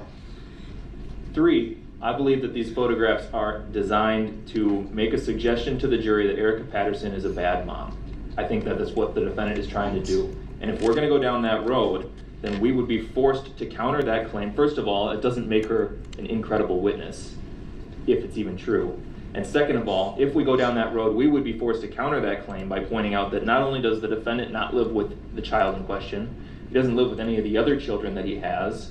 He impregnated Erica Patterson when she was a minor in Nevada, and for doing so, he was convicted of statutory sexual seduction, pled guilty in March of 2007 to that felony offense, and is a sex offender on the registry as a result. So if there's any causation that would lead to Erica Patterson being a bad mom, Mr. Brooks has a direct role in that causation. And that's Furthermore, I object to that. I'm not because done. that's a lie. Let him Because at the finish. end of the day, Let him if we finish, gonna open the door Mr. on that, no, Brooks. since he want to make a record and not be accurate, so let's be accurate all on the record. Since you think you know so much, Once so again, we can Mr. open the Brooks door is on. being We can loud, open the door on how old she told me she was when we met. interrupting. We can ask He's- that question he is too. Then over the Did you top, ask that? animated Do you right know now. that? Mr. Brooks, I'm ordering you to sit down and to let the state no, finish. no, I'm not going to sit here and let somebody be inaccurate on the record and lie on the record. Right. Under Illinois versus Allen, I've warned him repeatedly. He's being removed from the courtroom. And you know what? Let me dial that back. We're just going to take an early lunch, 1 hour. We'll be back. And unless he brings that letter Don't and he can sit show there and try it to is think you know what's inadmissible, going she will on. not be questioned. And under 90611, I will Then you gonna declare talk the about where my kids live. cross-examination You don't know where, closed. You don't know where, what Thank happened you. at We're the in time recess, where all this 1 happened, hour. bruh. Get your facts straight. So let's open the door on all of it then, so we can get all of it on the record. Since you think you know so much. Did you know she said she was 18 when I met her? Did you know that?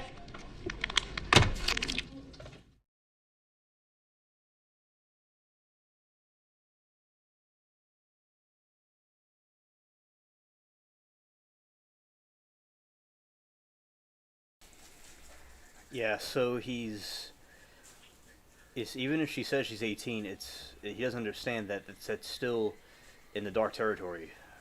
What he doesn't understand, and we'll be certainly be watching the whole thing like we did with the death trial. We're gonna certainly be watching a bunch of these scenes. Yeah, but yeah, he gets real angry, scared. But he's his own worst enemy, and his ego gets the best of him all the time. All right, so I want to go here. Let's go here.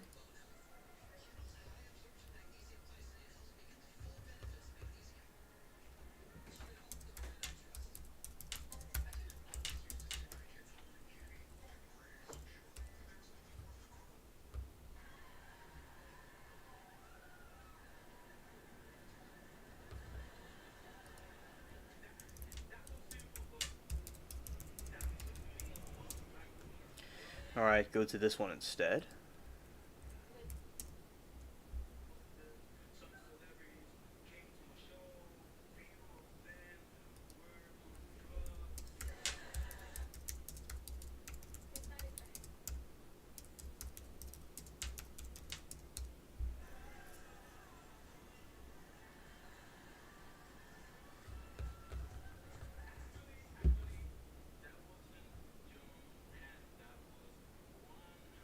Okay. I'll read about these 2 haunted houses, then we'll be done.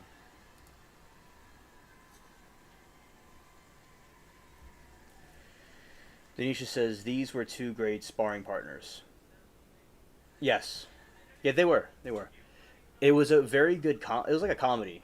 Yeah, sometimes I was wondering if it was like a real trial or if it was a comedy trial. And it was, yeah, completely unbelievable. Very true, Denisha, about them sparring partners. Alright, a house built, the Whaley House is in San Diego, California.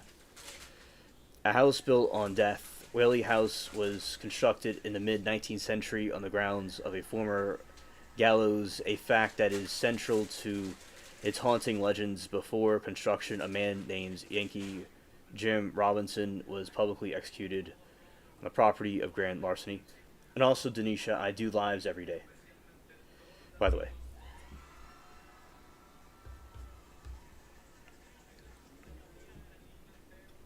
Denisha says, "What's an interesting? He has not acted like that in court now. He's polite. He's thoughtful. His answers, and he's not hostile." Yeah, Denisha, there's theories that Brooks had been drugged, possibly. I mean, he's been put on some medication to ease his nerves, and yeah, he was inside like the warehouse of Timu, and he had his hand on his mouth. Yeah, he definitely does not act like that anymore. That's true. And I've seen him in other court hearings, and he's quiet. Layers of haunting history. Whaley family has been occupied at home, experienced numerous tragedies within its walls. Apparitions of family members, including matriarch Anna and patriarch Thomas, are seen to roam property, ghostly faces in the windows, and the sound of disembodied footsteps and reports of children laughter have also been recorded. Paranormal investigations. Due to its active paranormal reputation, the Whaley House was officially designated a haunted house by the U.S. Commerce Department in 1960s. It is a museum open to the public that offers both daytime and historical tours, after hours, and ghost tours. Inspiration for The Shining, the Staley Hotel.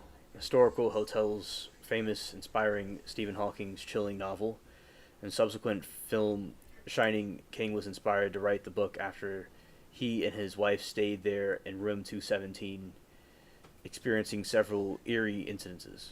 This specific room is said to be haunted in spirits of a head chambermaid who was injured in the room during the flood. In 1911, she reportedly reemerged luggage and turns lights off and on. Music room. The hotel's founder, F.O. Stanley, and his wife, Flora, have believed the haunted hotel guests often hear Flora's piano playing in the music room, even when no one is there. Fifth floor. The fifth floor is known for the most paranormal activity. Guests and employees have reported hearing its child's laughter, seeing shadows, and experiencing objects move on their own.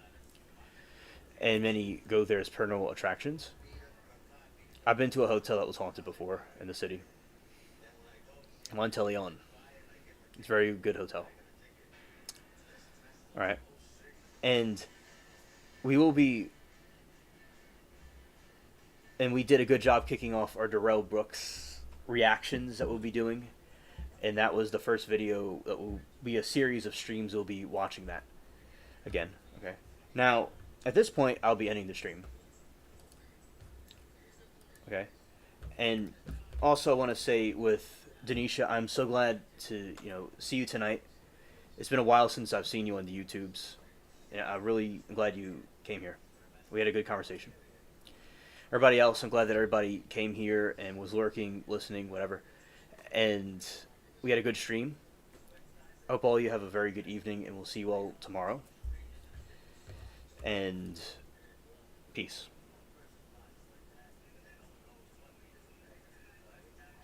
Okay, let's go here.